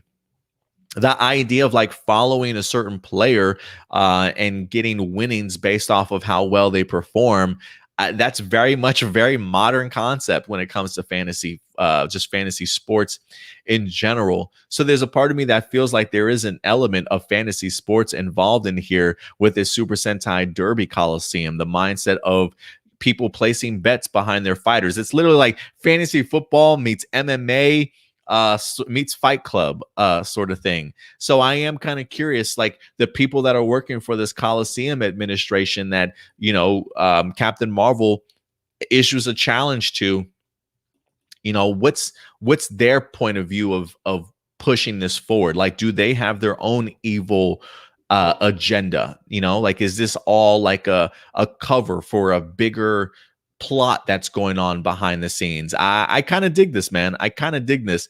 And clearly Captain Marvelous has an issue and Guy does not. So, the fact that we see a guy that's it feels like he's fully embraced his space pirate mentality, especially with the long hair that we see Guy having. I'm curious if Captain Marvelous has the eye patch already, or if he gets the eye patch based off of the fight. Why our Gokaigers have separated in the first place. I got to know all these questions, and I'm here for it. Couple of special guests. The guest list continues with Super Sentai legends. Hailing from Karamazor is Kohei Soji, who reprises his role as Takamichi Crystallia. So Takamichi, who played Karame Silver, is going to be here. Topping off the guest list are Karuko Ishii and Rara Shimizu, returning to Tokusatsu after several years. Previously, they played child versions of Mio, Toku 3, and Kaguri, Toku 5, respectively, in Tokuger. So that's pretty cool that the kids that represented the Tokugers now are, in fact, sort of coming back after 7 years. Man, having teenage versions of them almost. That's they will play high schoolers enjoying the Derby Coliseum, it says in here. That's crazy to me. The Coliseum announcers, Akiro Masukoda and Hiroya Matsumoto are played by Hosogai and Hiroya Matsumoto, respectively. They formerly played Marvelous's rival Bosco from Gokaiger. So Bosco is going to be returning in here, or he's an announcer, but he's previously from Gokaiger, and he's currently on Ultraman Trigger. And you're also going to have Sentai Goodwill Ambassador Hiroya Matsumoto. That should sound familiar to you guys because he did play Jin in Go Busters. He also played Magi Yellow and Magi Ranger, and he also was in Q Ranger as well. So they got some huge guest stars, huge alumni joining this particular series or this particular movie. So if you see some familiar faces, that is not by accident. They definitely are bringing back some really great and impactful actors that have had a pretty good run when it comes to Super Sentai. So I love this concept, guys. I truly do. There's an air of mystery in regards to how the Gokaigers separated, why they separated in the first place, who's in charge of this Derby Coliseum administration, right? Like, what made them want to go ahead and actually put this sort of game or challenge, if you will, out there for public consumption, especially if people are betting, it seems like, against maybe fighters from other Super Sentai teams, maybe facing off against each other. I'm not quite sure, but there is something very sort of like mob bossy, kind of like underground fighting that just screams out to me when I read the synopsis. But I'm kind of curious to see it kind of all come together. But I'm pumped for this, guys. I want to know your thoughts. You hear the idea of some of the story details, some of the guest appearances that we're going to be having. Does this sound right up your alley? Are you pumped for Gokaiger 10? Go ahead and certainly let me know your thoughts in the live chat or the comment section box below, guys. Let's see what some of you guys are saying in the comment section. Oh, let me stop sharing this and pull this up. Let's see what you guys are saying.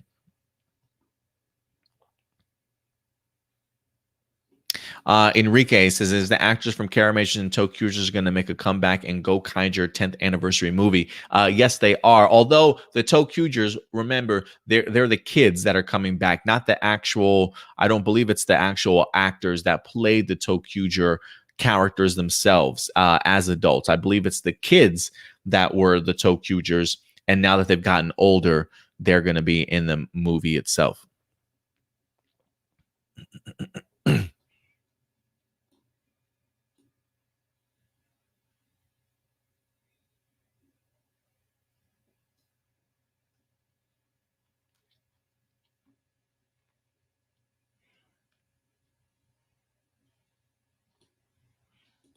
Power Rangers Ready says, Real Soldiers still my favorite Sentai of recent. Sorry, Adam. Hey, man, it just shows me the type of taste you have. No, I'm just kidding. Hey, you don't got to apologize to me, man. To each their own. To each their own. Enrique thinking about upcoming trademarks for Super Sentai themes. Enrique believes that either magic or animals, maybe magic or animals.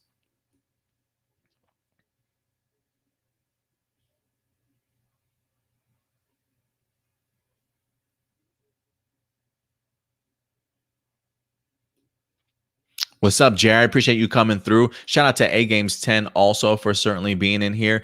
Jared says martial arts meets Ancient Guardians type of Sentai. I dig it. I dig it, Jared. I would be completely down for that.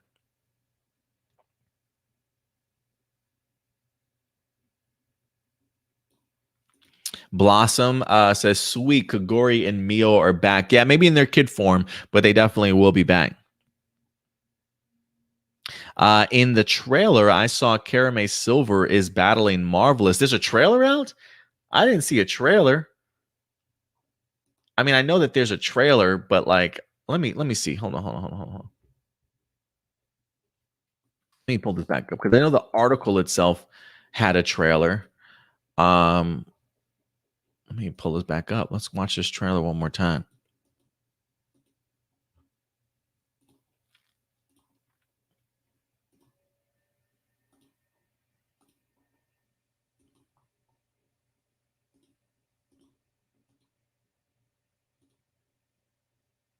Oh, there's just a 15-second one. Ooh, ooh, ooh, ooh. Okay, so we got Aka and Joe. Okay, okay, okay. Okay, Momo's in there. Oh, Marvelous and Guy. Marvelous and Guy. And now that you look at the trailer, now that you know the story details and you see the trailer, it kind of all makes a little bit more sense now. Ooh.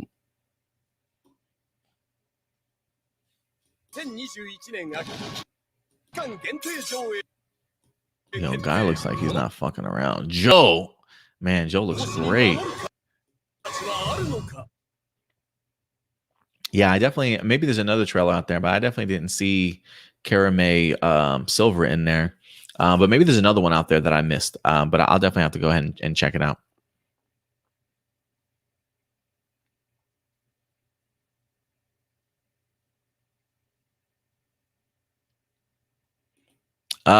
Charles, what is Ultraman, and is it satanic as it looks, or as my friends say it is?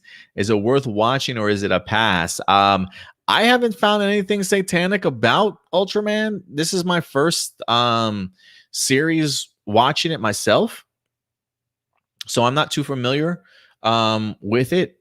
I don't think it is satanic at all from everything that I've been able to see.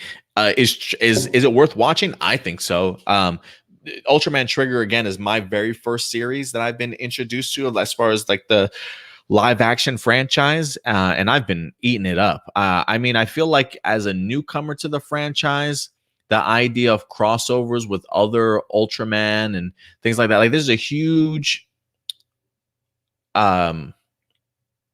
universe when it comes to Ultraman. Like there's things that I clearly don't know that Ultraman's been doing for the past 50 plus years that I've got a lot of learning to do when it comes to the Ultraman franchise. But I believe Ultraman Trigger is meant to be sort of a more modern take on a classic series of their Ultraman Tiga, Tiga, Ultraman Tiga. But this is a modern take on it. So concepts, almost like a remake, but I do feel like there's maybe even some connective tissues to the previous season, to the previous series that it might be hinting at or referencing. But I've loved it, man. The action is spectacular. Great when it comes to drama. You know, the main character in Kengo may be hit or miss for some people, but I really love what Ultraman Trigger has been providing for me so far. Each episode, I feel like last week's episode got over like 1 million views. It simulcasts every Friday at like 7:30 p.m. Central Time. Plays over in Japan and on their YouTube page. Comes with subtitles. So if you want to check out Ultraman Trigger, you certainly can. I think the episodes stay up for like 2 weeks before they're taken down. Over on their official Ultraman, or it might be the Subaraya Productions YouTube. I can't remember what YouTube channel it is. But just type in Ultraman Trigger and you'll be able to find it. But if anything, we do have an episode review that'll be dropping for you guys later on. If not tonight, then first thing Sunday morning. So look forward to the Ultraman. But Charles, I would definitely recommend it, man. I give it a shot yourself. I haven't, seen anything satanic towards it. If I'm missing on the subtleties of it, then I'm missing it, and then I'm just not looking for that type of stuff in my show, and so I just don't see it. So yeah, go ahead and check it out.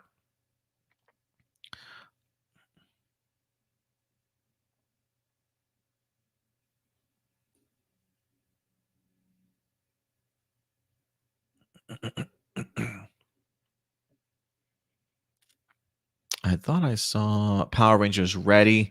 Hey, Adam, how are you liking Deca Ranger? Any similarities to SPD yet? Commander Kruger and SPD is obviously much more realistic than a plush toy one in Deca Ranger. Yeah, the I will say Doggy Kruger definitely looks better in SPD. I'm really enjoying Deca Ranger. I'm about 10 episodes in right now. Really enjoying it, man. Bond, who plays the Red Ranger, really enjoy him being sort of like the reckless rookie of the team. I love how the rest of the team has kind of come together. They definitely have their own characters, great personalities. I love the chemistry between the team. The idea of having 4 original members who work like, work perfectly well, like a well-oiled machine, and then all of a sudden thrusting in this sort of I don't want to say like hot-headed Red, but he's definitely a showboat from time to time. You know what I mean? So to see that type of how their personalities clash has been really enjoyable for me. I love the concept of 2-part storytelling. I think it allows the series itself to breathe so incredibly well, gives time to explore a storyline where you give your characters moments to shine, whether that be through them doing detective work, interrogations, or just sort of character growth moments for them, split through 2 episodes as an overall story arc. And I really dig it. I really dig it. I love also the idea that we have, like, it's tackling different types of crimes and stuff. But as of right now, like, they're at least hinting at the idea that there is somebody else sort of pulling the strings to all these sort of things. And so I really want to see how it all comes together. If the Deca Rangers realize that, like, hey, somebody's actually orchestrating this stuff, or at least, giving these aliens the abilities they need or the weapons they need to achieve their goals. Like, I really enjoy it. I really have been enjoying it so far. So yeah, appreciate you asking, man. Appreciate you asking.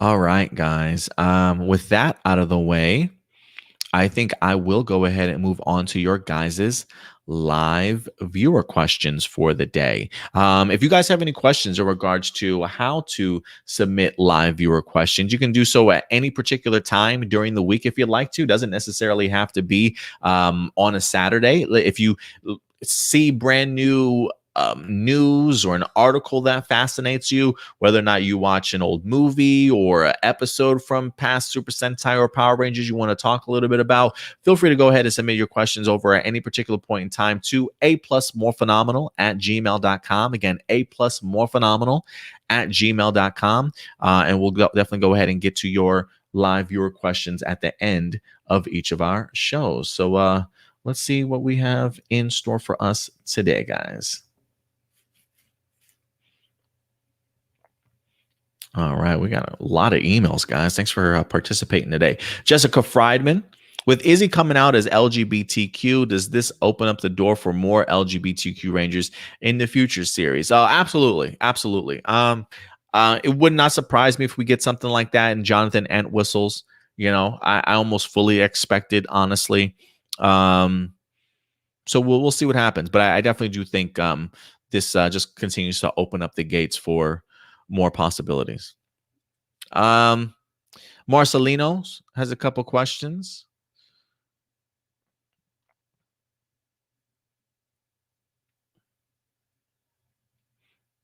Here's my idea of the Dino team up in Beast Morphers. So I'm assuming this is Marcelino. If he wanted to, like, if he had his opportunity to redo the Dino team up, how he would have pulled the trigger on that. He says, before we start, this is not an attack on the writers or any fans who have different opinions. Absolutely not. Everyone is entitled to their own opinions. This is just for fun. Episode 1, I wouldn't change a lot in the first episode.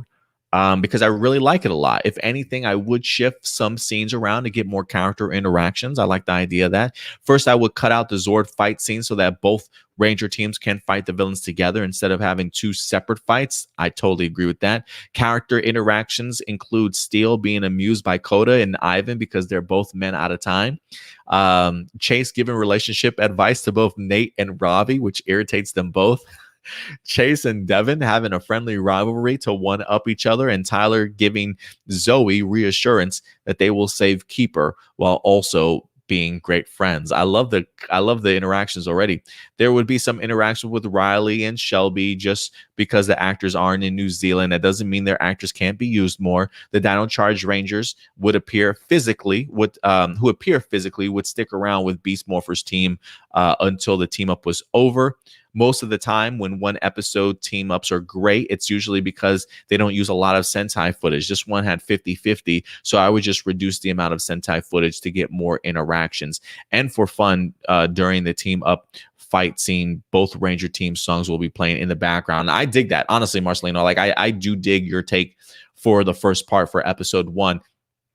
I think one of the biggest complaints that I did have with that team up was the Zord battle. It felt outdated to me, felt way too bombastic, took away from the return of, Jason and some of the other characters and things like that. So I agree with you. I probably would have reduced the Sentai footage, more original footage for sure. Episode 2, you said I would add in another episode to give Dino Thunder some representation. This would take place before Making Bad. I would get Kevin to come back to reprise his role as Ethan. Miriama Smith would also return to reprise her role as Elsa while still playing Roxy's aunt. Elsa would join the Villain Alliance. It would be revealed that Ethan helped fund Grid Battle Force's weapons. Interactions would include Ethan and Devin being rivals in video games and Ethan and Nate being nerd buddies. If Kevin can't return, I would at least have him return to voice as actor, but the episode would play out the same. That's all for now. I will tell you the rest next week if that's something you're interested in. What do you think? Love it or hate it? Would you be okay with me continuing? Yeah, feel free to continue if you want to. I love it so far. I mean, I like the idea, especially for the idea of at least separating it, especially for a second part, for a two-parter. Give that story some time to breathe. You know what I mean? I think that's important. So yeah, I would love a concept of a team up episode or a big crossover episode to finally be 2 episodes worth.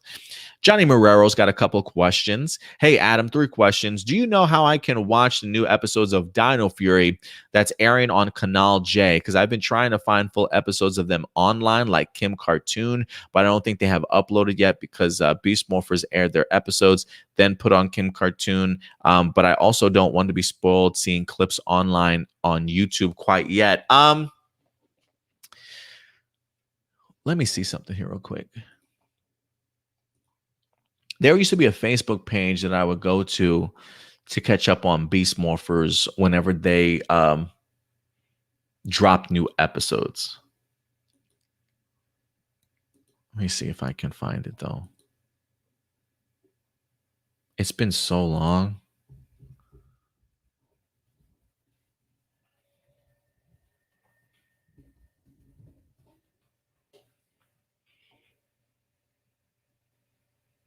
Okay, here we go. Dino Fury French. Pires Ramazi. Let me see if I can I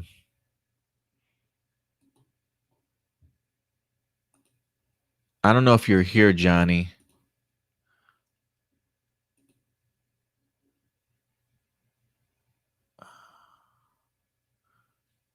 It's just this. He actually posted this on the Hasbro Power Rangers public group page.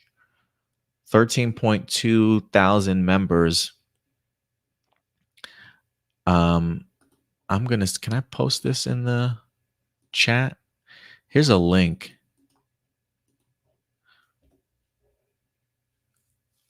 Here's a link for you, Johnny.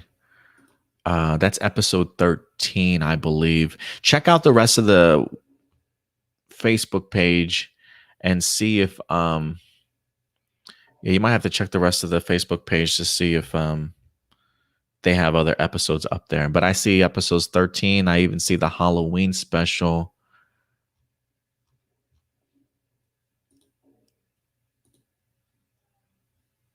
Yeah, it looks like he's posting them over on the Hasbro Power Rangers public group page. So check it out. Again, that's only a Halloween episode and episode 13. There might be more, but I remember for me at least, I watched them on YouTube, on Facebook. They became available to me pretty quickly during the time period, when French and UK get their episodes. Number 2, in Dino Thunder, there were 4 episodes that I consider special, such as Legacy of Power, Lost and Found in translation, Fighting Spirit, and A Test of Trust. So do you think Disney handled these specials much better than Neo Saban and its specials? And are these 3-4 episodes good examples? Yeah, I do think they're good examples of how to do PR specials right. Some of those do still to this day stand out to me. I absolutely love some of those episodes for sure. Dino Thunder, I just thought really handled itself extremely well in regards to. I don't know if it was because they had Tommy there, if JDF maybe helped them out with putting the season together. I have no idea, but it definitely worked. But yeah, those were Disney. I always felt handled specials and team ups and crossovers extremely well. It always felt like Neo Saban kind of dropped the ball on a lot of stuff, almost like Neo Saban. And I've said this before. Neo Saban, if you ask me, literally took Power Rangers back a couple of years, if not a decade or so. In regards to just its level of storytelling and its restrictiveness and things like that, I really do feel like it took them back to maybe even pre-Saban era days. You know what I'm saying? Like that's how much of a step back Neo Saban really took Power Rangers, I feel like. So yeah, I was always pleased with how Disney kind of handled their specials. Do you believe Simon Bennett will continue to work on Power Rangers after Dino Fury? God, I hope so. I hope so.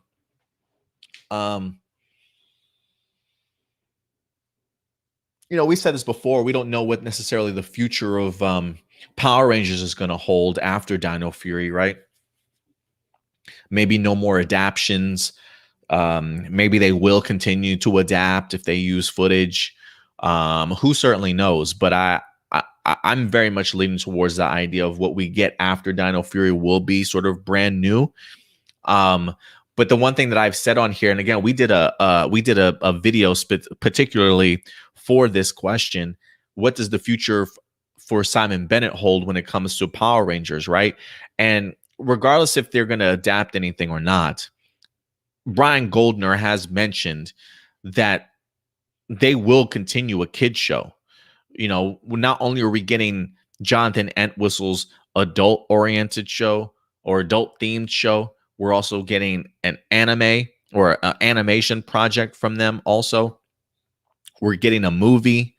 And Brian Goldner has said all this outside of the idea of still having a kid show on. So I'm expecting still a kid show on. So if you do continue, if Hasbro does in fact continue Power Rangers in some capacity, they may take a year or two hiatus after Dino Fury. Who knows? But I think if anything, I hope that whatever their plans are, that they include Simon Bennett in it. I feel like what Simon Bennett has been able to do with just the first half of Dino Fury, the ability to garner so much more attention to the franchise, to bring fans of Power Rangers together who I feel like share a huge enthusiasm for Power Rangers again. I feel that momentum that Simon Bennett and the crew and cast have created, I think says really great things about Simon Bennett and what he's capable of doing. I feel like if anything, after seeing what Simon Bennett is capable of doing with this show, I think you allow him to continue to have the reins of the kids side of things, have him and Jonathan sort of team up, maybe pick each other's brains, right? If you want the kids show to somehow connect to the movie or the adult themed series itself, some Easter eggs here and there, I just hope that they allow Simon Bennett to be a part of it, because I do think that he's been able to turn Power Rangers around in such a positive spin to where I feel like a lot more of the fandom is finding things to find enjoyable about Power Rangers again. And I think all that comes from the great writing and great planning that Simon Bennett and the rest of the cast and crew have certainly done this time around. So, regardless of what the future holds with Hasbro and Power Rangers, I do hope that they at least keep in mind that, listen, if we want to continue along with our kid aspect of the show, maybe we shouldn't change it if it's not broken. You know what I mean? Like if we have somebody that's helming the kids show and they're doing wonderful, interacting with the fans, keeping the positivity out there, doing new and drastic things. And the one thing I love about Simon Bennett too is that he knows that there are even other things in Power Rangers that could be addressed and changed for the better. And if he already has that sort of mindset, it just means that he's just a forward-thinking type of guy, that wants to improve the show and certainly make it better. And if you got somebody that is enjoying the franchise that much, is enjoying what he's doing and creating, yeah, keep him on board. Keep him on board. He's been doing great stuff.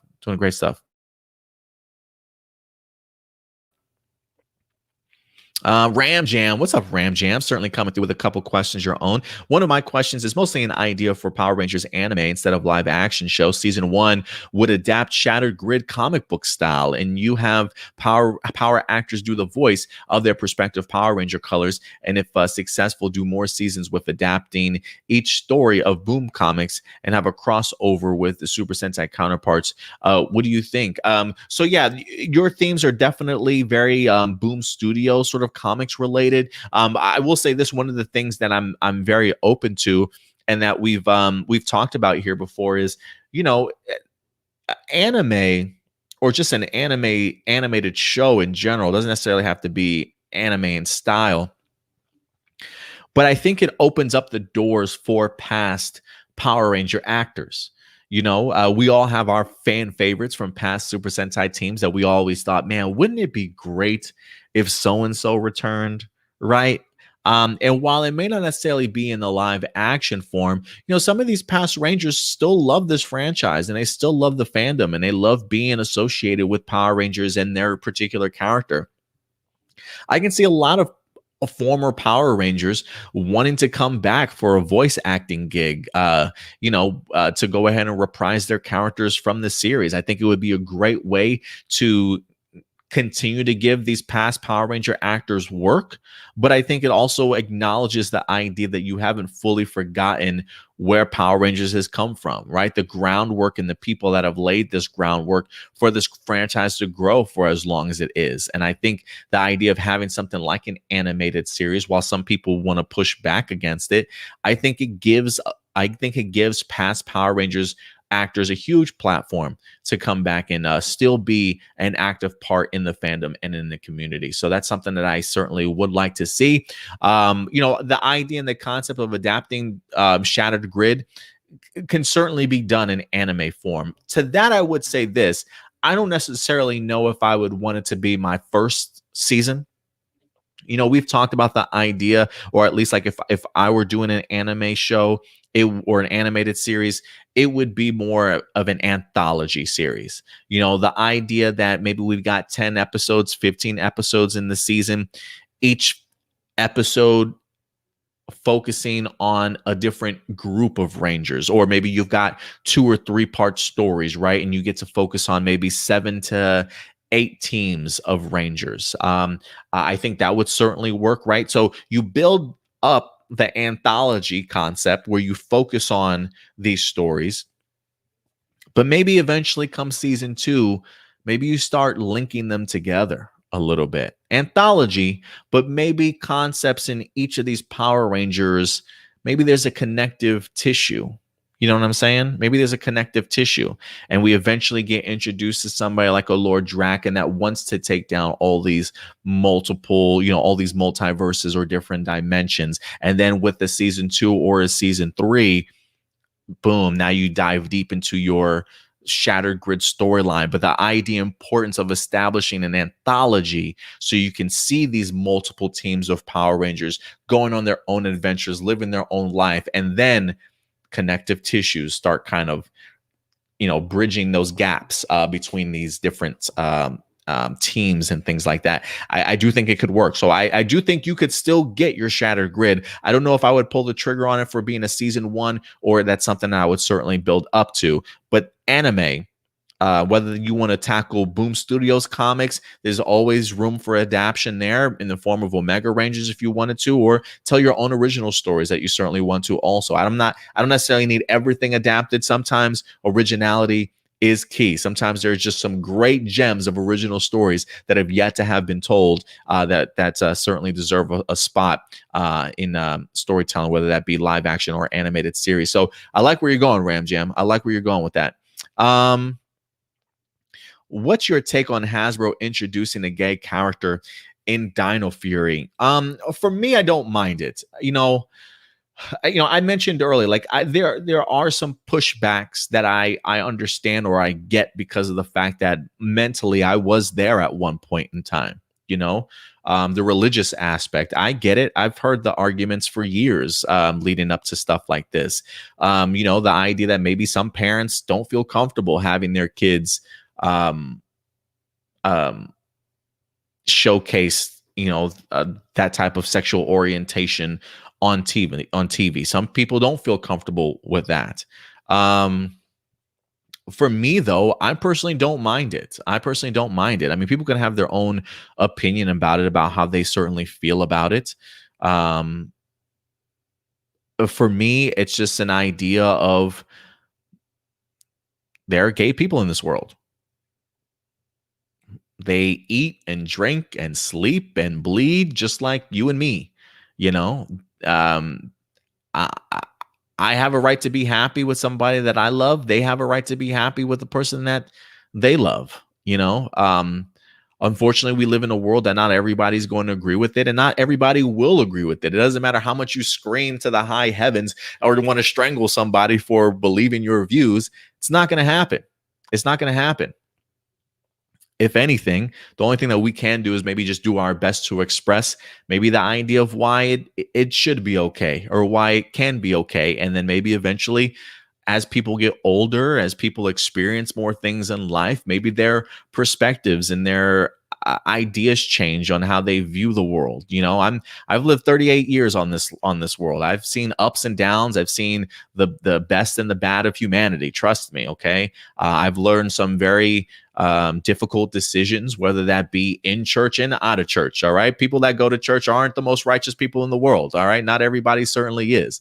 There's hypocrisy to go around, whether you're in church or you're not. Right. So, people are always going to have their own mentality and their idea of how they view things. The only thing that I would ask is everybody just be open-minded. But that's a lot for some people, But for me, I'm perfectly okay with the idea of a gay character being on Power Rangers. If I'm not mistaken, I believe Nickelodeon might have gay characters on some of their shows, or if I'm incorrect, let me know. But I want to say that there might already be representation on other shows, on Nickelodeon, on other kids shows. And I don't think it's necessarily to push an agenda so much as it is to say it's okay. If you don't feel comfortable about it, that's fine. That's your prerogative. But to all of a sudden just assume that it's a woke agenda, like, no, maybe it's just a idea for people to feel okay in their own skin. There's nothing agenda related about it, but people want to hit you with terminology that will make you fearful, right? Somebody in here posted like critical race theory. Get out of here with that stuff, man. We're not talking about that. That has nothing to do with it. Feminism, LGBTQ community trying to push stuff down. No, that's got nothing to do with it. Simon Bennett, if you ask me at the end of the day, is just the idea of showing representation. It's the same type of representation when it comes to the color of your skin. Power Rangers has always been established in the sense that you can be any color that you want to be, guys. You know what I'm saying? You could be any color that you want to be.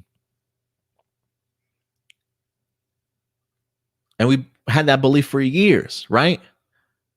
It's just weird to me that all of a sudden we say, guys, you can love anybody. And all of a sudden it's like, well, but you can't be a Power Ranger. It's just weird to me. But again, it's just me. It's just me. And I just, because we've always been pioneers.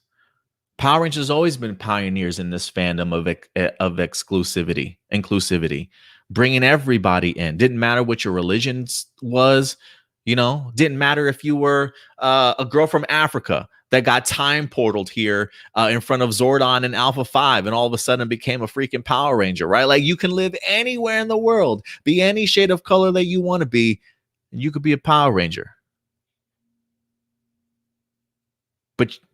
But if you love somebody that we don't agree with, then you can't be a Power Ranger. It makes people feel weird.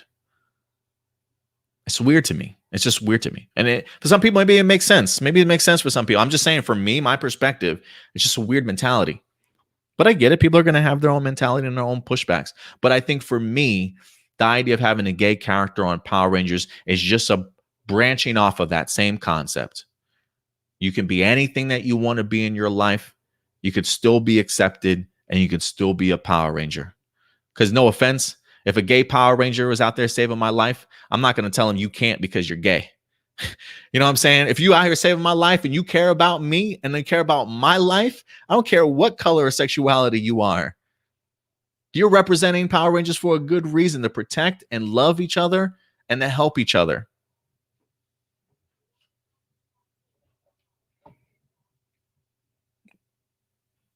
So it's just weird to me.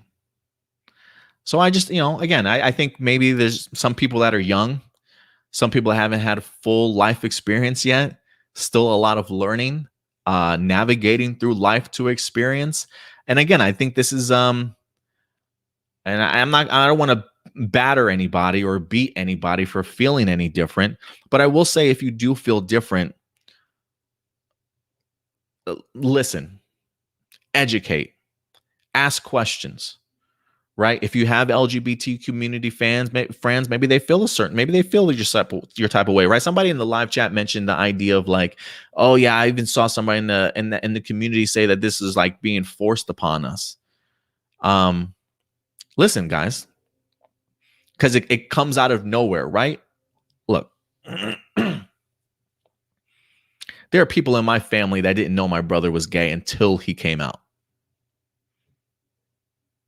There are some people in this world that don't feel comfortable coming out and showcasing that to the world. There's some people that have to deal with the pushback of being viewed differently because of their sexuality. So the idea of people saying, oh, this just kind of came out of nowhere. Well, you know what? Maybe it was just time for Izzy to finally feel comfortable in her own skin to want to come out. Because there are people in here there are people in this world that have spent 20 plus years not showing any signs, right? Because they've been so afraid to hide it. But sometimes there's just something that compels them and moves them, talks to them and speaks to them, where they tell themselves, you know what, right now is the best time for me to come out. Some people may not expect it, but it's maybe something that a person has been living with for their whole entire life. And so people want to all of a sudden say pushback, oh, this came out of nowhere. It just means that Power Rangers is woke. Have you ever thought about the idea that maybe when it comes to the LGBT community, a lot of these people just do not feel safe? And maybe a lot of these people have never felt reassured that they can be themselves. So the majority of their time, they've always had to hide it. They've always had to not give any prerequisites. Can you tell I'm gay because I'm doing this, guys? Do I need to drop breadcrumbs each week so you guys can catch on the idea that I show signs that I'm gay? Is that what you need? Think about that for a minute. So yeah, there are some people in this world that come out of the blue that maybe you expected, maybe you didn't expect. Is that them all of a sudden being woke, pushing an agenda? No, it's just not a realization, but a finally being comfortable with who you are as a person and feeling safe enough to finally come out. I don't know how long my brother knew that he was gay. I knew growing up, he had maybe one or two girlfriends in his life.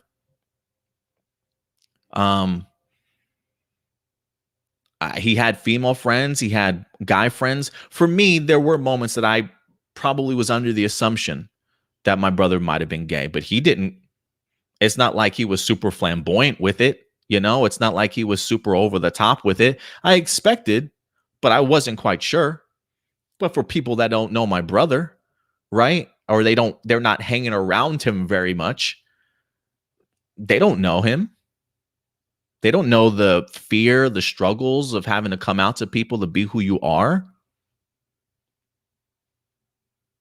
And so I'm sure for some people, it did catch them by surprise when all of a sudden my brother comes out and admits that he's gay. That takes a lot of courage, because unfortunately, there are people that fear that stuff and push back that stuff and want people like that to remain in the background, to remain voiceless. And they don't feel comfortable when people actually come out. So I just think for people that say things like, this came out of nowhere, I didn't expect this from the Izzy character, not many people do. because they don't feel safe being who they are. And so instead of thinking that everything is an agenda or that everything is to be woke these days, maybe it's just embracing reality, the world that we live in. And granted, listen, maybe you want your television shows to be void of all reality. That's fine, right? Like that's fantasy. That's what it comes down to. But don't be mad when a show that for 28 years has embraced the idea of diversity and inclusion, when they branch that out into inclusion and diversity sexuality wise, it's the same thing. It's the same thing. And again, I'm not here to convince you. I'm just here to give you a different perspective and a different mindset to have when things like this happen. Understand the people that are celebrating this, the struggle that they certainly go through, and why the importance of representation hits them. Because you know what, guys? To be honest with you, there's some of us in here that are pretty young, that have no kids. Okay, what if you have a kid that's gay? You gonna pray it out of them, right? What if you had a child? I'm just asking a question, right? Like, what if you had a child or a kid, that eventually found out that they were gay, or felt some type of way about it? This is the type of stuff, when it comes to Power Rangers, that at least allows people to feel accepted and to be okay with who it is that they are. And so, yeah, the idea of a gay character being on Power Rangers, again, I get the pushback. I just think that while there is always going to be pushback, I do think there also has to be a level of understanding in regards to what it does provide for other people that may not necessarily agree with you. So don't yuck on other people's yum. I think this is a big historical moment for Power Rangers. And I think if anything, it just adds to the idea of it's okay to be you and to be whatever the hell you want to be in this world, even a superhero. You know what I'm saying? So yeah, that's just how I view it though. That's just how I view it. That's just me. You don't got to agree with me. I'm not asking to, but that's just me. Power Rangers Legacy.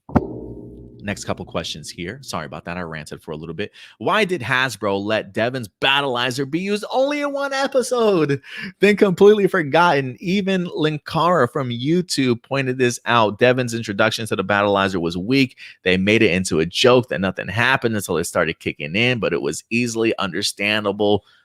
Morphax. I love the Battleizer here that Devon got. And you're right. Just criminally underutilized, man. I will say this. I did love the fact, like, the storyline itself worked great. Like the idea of, hey, you keep using these evil energizers or the crystallizers, whatever the case you use to power him up. I love just seeing Devon go ballistic on like Ravi and the rest of the team. So was that Ravi that was using it? No, it was Devon. It was Devon that was using it because his Morph X stuff was like making him evil or some shit like that, right? So I love the concept of what it did. But even after that, you've got somebody as brilliant as Nate. You're trying to tell me Nate can't reconfigure the Battleizer to just be utilized regularly?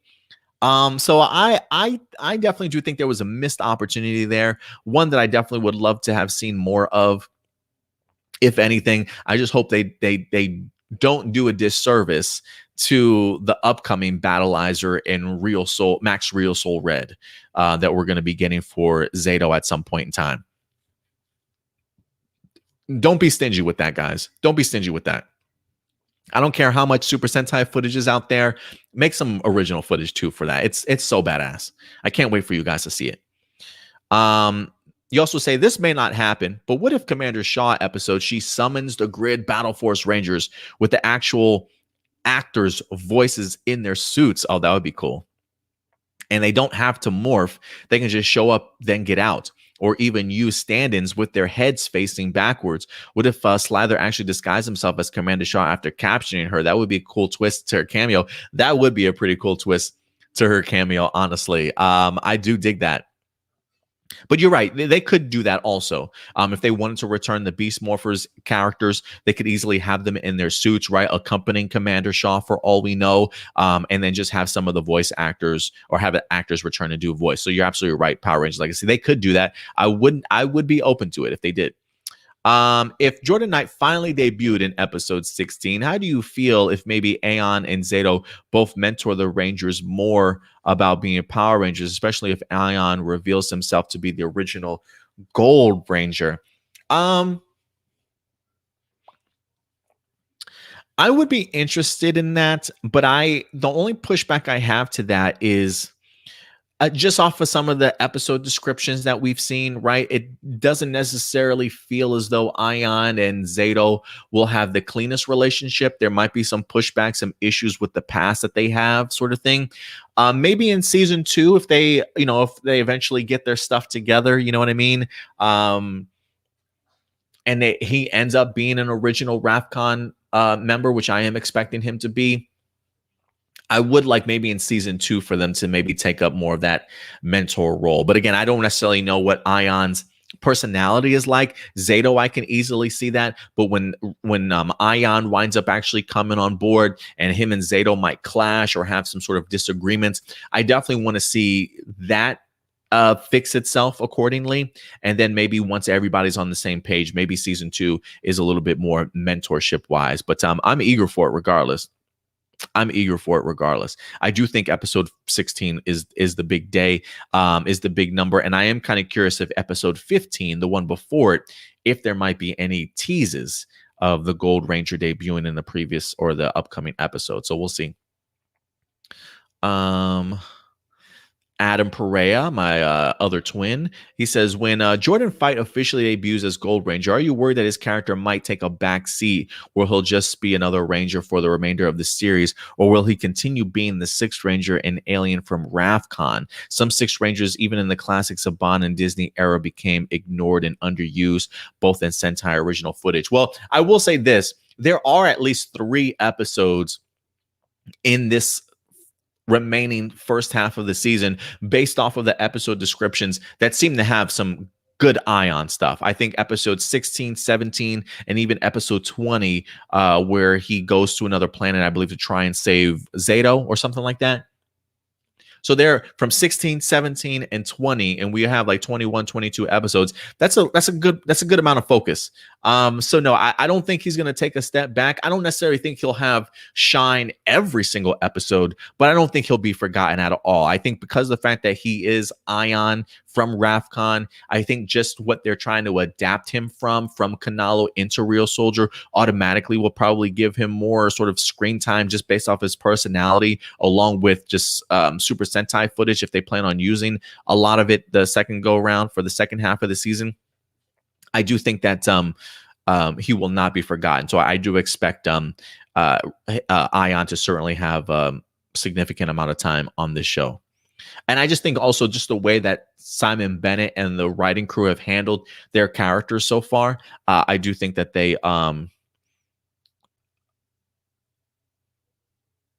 but I think the idea of just how they've handled some of the characters, for me at least, gives me the, sorry, I had a blank there. For me at least, gives me the confidence that Simon Bennett and then will handle Ion particularly well.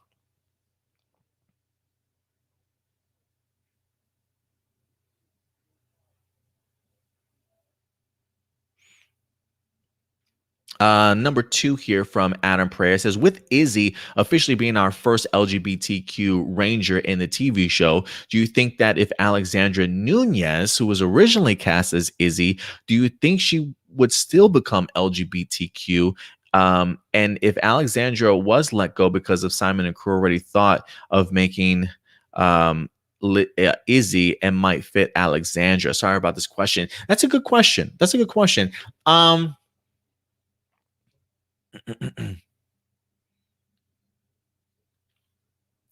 I will say this. I don't know why Alexandra was replaced for or Tessa was replaced for Alexandra, but it could have something to do with that. Right? We're kind of just speculating here also, like with Izzy being gay on the show, what does that mean for Tessa Rao? Again, I was under the assumption, and again, maybe that's foolhardy of me to assume anything. I say this all the time on the show: making assumptions makes an ass out of you and me, is what they say. So maybe I made an ass of myself, assuming that Tessa Rao, maybe she was in fact gay herself. Because look, as an actor, I think as an actor, you should have that ability to be able to portray whoever you want to and act up the role. But I do wonder if maybe in this sense, because again, they went full on with Sarah Dalton to represent somebody from the Special Olympics. You want somebody that literally is living that life representing on the show.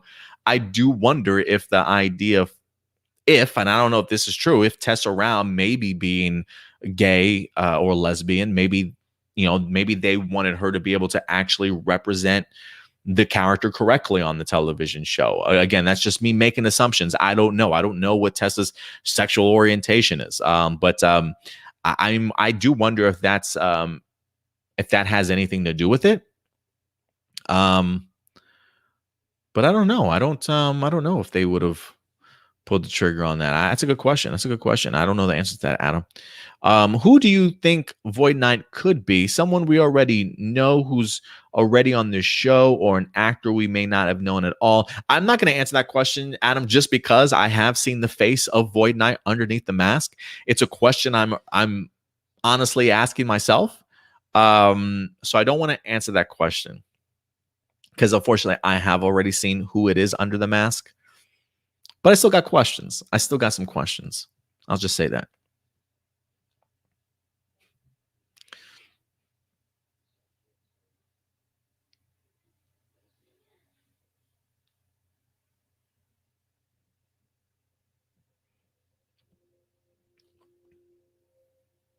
AJ, you've got a couple questions.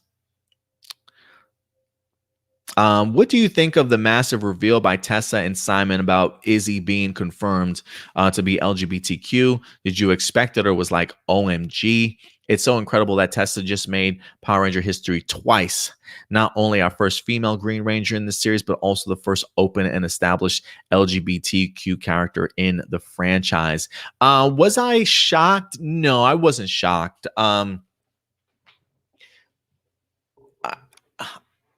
I do want to go back and watch some of my old episodes of A+ More Phenomenal, because I feel like as early as episode 4, New Recruit, I feel like I was putting that out in the world that somebody on this team is probably going to be LGBTQ.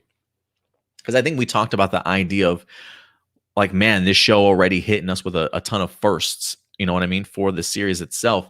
And I want to say, I might have gone on a tangent, like, don't be surprised if we get other firsts in this series, whether we get somebody representing the LGBTQ community or not. I remember saying specifically, it could be either Izzy. Wouldn't surprise me if it's either Izzy or Amelia on here. I definitely have said that before. So no, it didn't surprise me. It didn't shock me when it happened, but I was extremely happy for everybody. Have your thoughts changed about the episode descriptions? What episodes are you most looking forward to? Mine are 13, 15, 19, 20, and the season finale. No, my mentality is still the same place. I definitely have the same thoughts about the episode descriptions. I definitely have mine picked out that I'm really looking forward to. So yeah, nothing has changed in that regards. Did you by any chance see the new Lord Zed picture of him up close? He looks A+ More Phenomenal. He looks buff and beautiful in HD. Any rumors or speculations on who might be the voice of Zed for Dino Fury? I want to say the gentleman that's going to be playing, I read this somewhere, the gentleman that played I'm drawing a blank now, Evox in Beast Morphers. The gentleman that did the voice for Evox for Beast Morphers, I read, is actually going to be doing the voice of Lord Zed, which feels a little fitting, honestly. I feel like when I heard when I heard Evox, I thought he's got a little bit. There's a little bit of a Lord Zed feel to that. So if that's the route that they're going, I would be open to it. But yes, I did see the photos. The costume still looks great. So I absolutely do. I do love that. I wasn't quite sure how it was going to look. I wonder if they remade the suit at all, if they made any changes to it, they revamped it.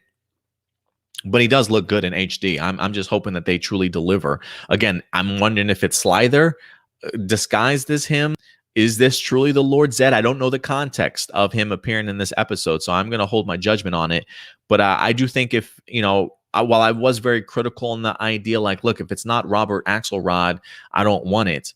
But I do think if you're getting Evox, the voice actor from Evox, maybe the Jew Lord Zed, I might be a little bit more open to it because I do think that he might be able to deliver in that regards. But we'll see. We'll see. This is going to be a very interesting episode to me to see how I fully appreciate it. Brian Lee, what's up, Brian Lee? He's got some questions. He said, I know Lord Zed was played by Robert Axelrod. I think it's gonna be played by Andrew Lang, right, guy? Let me see. Beast Morphers, E-Box. Yeah, played by Andrew Lang. Yeah. So I don't know if that's the voice actor or the suit actor.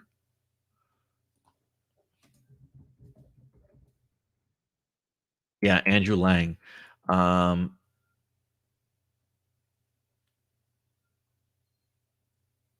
Yeah, so he's going to be the one. So great call on that, Brian. But yeah, he will be in fact the one doing the voice for Lord Zed.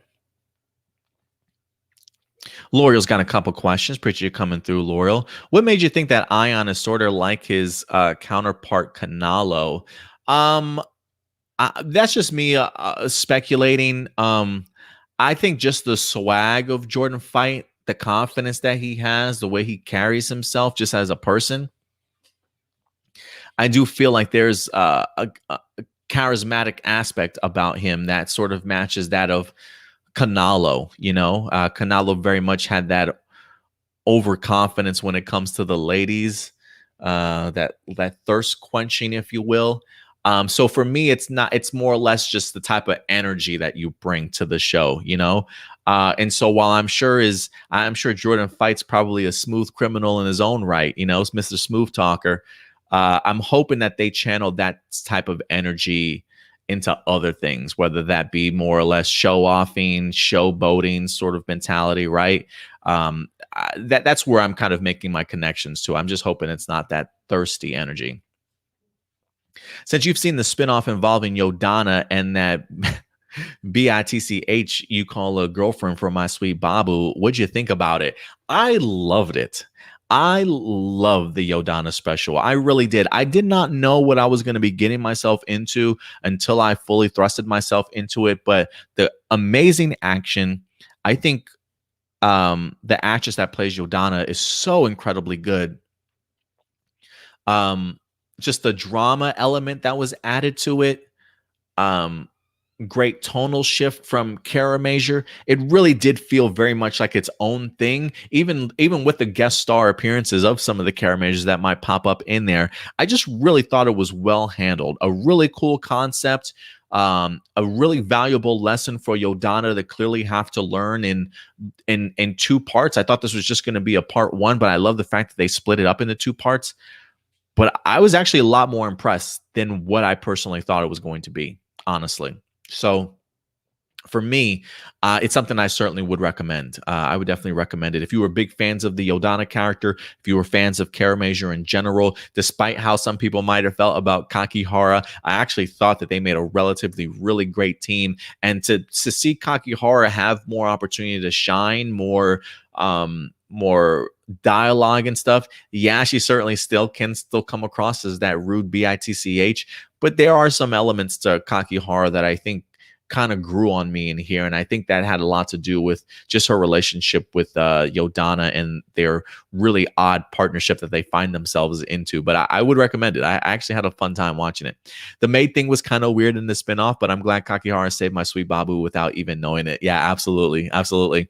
For the record, I can't blame Tommy Tomo for questioning my juror for going out with that bimbo. I get it. I get it. I get it. I get it. She definitely didn't show herself to be the friendliest in the series. Cross Z, what's up, Cross Z? Hey Adam, I'm glad that you're enjoying Decker Ranger. Just a heads up here, the show doesn't always have a two-parter. I definitely have learned that. It has 9 two-parter and 1 3-parter in total. Ooh. Are you planning on watching the Fuuto P anime when it comes out? Yes, to that last question. Definitely, certainly will. So I probably will be visiting Kamen Rider W at some particular point in time. But I do plan on watching Fuuto P, especially if it's going to be made available on Funimation too. The idea of it being simulcast really helps, really goes a long way. But thank you for the heads up. I believe I have already seen maybe a 1 episode story so far. I've seen a 2-parter with Jasmine. I've seen a 2-parter with Senshin. I've seen a 2-parter with Hoji, and I believe I've seen a 2-parter with Bon. So I think in total, maybe I've seen one or 2 1-part episodes already. So even if it's not the full season, the fact that they do take opportunities throughout that season to branch out its storytelling and expand it a little bit, it works for me. It works for me. Which of the few, this is our next couple questions. This is from Doomsday.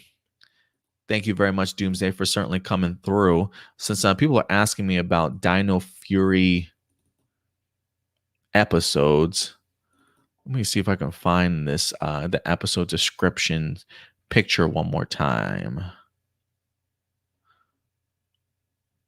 Here we go. Because Doomsday does ask, which of the newest episodes are you most looking forward to? 13 was up there for me. 14, because I'm curious as to Lord Zed. 16, because of Ion's debut. 19, because of Pop Pop. Anytime you get a million, a Pop Pop episode definitely warrants attention. And then 20 and 21. So in total, about 6 episodes. 13, 14, 16, 19, 20, and 21 are my episodes I'm looking forward to the most this season. So yeah, 13, Javi thinks Izzy has a crush on a friend. Episode 14, Ali boasts to his friends that he's afraid of nothing. 16, Ion, the new Gold Ranger, reveals the dark truth about Zeto's past. 19, the villains use Sporix Beast with body swapping powers to chase pirate treasure, which interferes with Amelia's attempt to make over Pop Pop for a date. Episode 20, seeking new Zords, Zeto is trapped on a distant planet and Ion makes a risky trip to save him. Together they must confront the nightmares of their past. And then, of course, the finale, episode 21, the Rangers need Dr. Akana's help to stop Void Knight's evil scheme, but Ali disagrees with Zeto's plan, afraid it will put his mom in danger. So yeah, those are my episodes I'm looking forward to the most. I'm looking forward to all of them, but I'm just saying, of the ones that jump out to me, those are the ones. Which roll call do you like the most besides It's Morphing Time? If that's the one you like the most, I do like It's Morphing Time the most. I really do. It's a classic. It's classic. I say it here every week too when Power Rangers Legacy asks me what time it is. So yeah, it's Morphing Time. Do you think the fact that Hasbro wasn't afraid to step up and not only make Izzy our first green? Do you like the fact? Oh, okay. Do you like the fact that Hasbro wasn't afraid to step up and not only make Izzy our first female Green Ranger, but also our very first lesbian Ranger? Yeah, absolutely. I mean, listen, you know, if you're Hasbro, you know fully well that not everybody is going to enjoy this news. You know that there are going to be some people in the fandom or just in the world in general that's going to give you pushback to it. But again, to want to do what they personally feel is right and continuing to add inclusion and diversity, which has always been a theme to Power Rangers, I do like the fact that they did it, and they had the balls to certainly do it for sure. Um, I do think that they saw the outcome of this news probably garnishing clearly much more positivity than negativity. But those are the chances that you take. I feel like majority of the fandom is fully behind this. There are always going to be some people in the fandom that are going to push against it or not feel completely comfortable. But I think the risk versus the reward versus risk was certainly there. And I think the idea of pulling something off like this, something that was certainly long overdue, knowing the fact that there was going to be some pushback, I think there was also a lot of security in knowing that if we do this, we are not only going to make a lot of Power Ranger fans very happy, but I do think an entire generation of kids and, maybe people that got brought up on Power Rangers that always wanted to feel inclusive. I think this is just another opportunity for them to garner more eyes and more attention and to, bring everybody else sort of on board with it. So, I think it was a very calculated risk, but one that definitely worked out because I do think at the end of the day, probably going to have more positivity than negativity surrounding that idea. So I don't blame them. All right, guys. I think outside of that, I think that is all the questions that we have real quick. Shout out to Junior for jumping up in here also, man. Thank you very much for having your presence felt this week also. And to everybody else that certainly participated, Koala for certainly coming in. What's up, Koala? Thank you very much for certainly coming through. And listen, guys, if you continue to love our content each and every week, if you love what we talk about, if you love some of the topics that we go ahead and bring up to you guys each and every week, especially if you're in the live chat, do us a big favor, man. Hit that like button, hit that big thumbs up. It certainly does go a long way for our channel. And also afterwards, after this video airs, if you have any other thoughts or comments that you certainly would like to make, go ahead and throw them in the comment section. It definitely helps the channel algorithm as well. But always remember, guys, if you do have any questions for us that you would like to have answered at the end of our episodes, send them over to aplusmorephenomenal@gmail.com. Again, aplusmorephenomenal@gmail.com. But other than that, guys, that's going to do it for us here today. So thank you very much for joining us, spending your weekend. I know we touched on a lot of hot button topics, and regardless of where you stand in it, the one thing I will ask is continue to love each other. Let's continue to embrace each other. We're all living on the same planet together. Let's all continue to work as society and love each other. We may not necessarily have to agree with each other and where we stand, but we're much stronger together than we certainly are separated. And I think the events of 9/11 have certainly shown us that when we all rallied around each other for love and empathy and support. And I think especially in the time period that we're in these days, that does truly go a very long way. So while some people may not necessarily understand fully the diversity and the inclusion that's currently happening these days, understand there's always certainly a reason. And let's just support those that clearly have no voice or have not been represented over time, and finally give them the platform that they definitely do deserve. But thank you guys for, regardless of your thoughts and your comments this week, even if we agree or disagree, for keeping it professional, for keeping it very respectful, not name calling people or yelling at each other sort of thing, being able to have open discussions and get our thoughts out there, and just remember at the end of the day, we're still people. Definitely does go a long way. So thank you very much, guys, for being so mature today for some of the topics that we wind up having.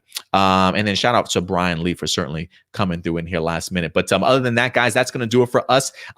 Power Rangers Dino Fury returns next week. Other tidbit of information again before we go: no Kamen Rider Revice on this channel, guys. I apologize about that for some of you who were expecting it. It kind of came out of nowhere. I know that we were talking about it very heavily, that while I wasn't going to talk about it on A Plus More Phenomenal's weekly show, Stuart was set to go ahead and actually do the review, but Stuart has been tackled by life and work, and his schedule unfortunately just isn't allowing him to really do too much of anything when it comes to A Plus More Phenomenal. Although he will be joining us every Sunday for A Plus Hero Report, he does not unfortunately have the time for Kamen Rider Revice, so because of that, we will not be doing the channel or doing the review here. But I will say this: if you do have YouTube experience or if you do have experience, whether that be vlogging or editing, or if you've got a camera and a microphone, if you have a platform but you want to expand, I would be open to the idea of a Kamen writer connoisseur maybe coming on board for our channel. Not to necessarily do reviews for Revice, but any other Kamen writer reviews, whether that be past or future seasons, for sure. Would love to have or add another member to the team at some point in time. So if you do have some experience knowing how in YouTube works, feeling comfortable in front of a camera and a microphone, reach out to me sometime, guys. Reach out to me.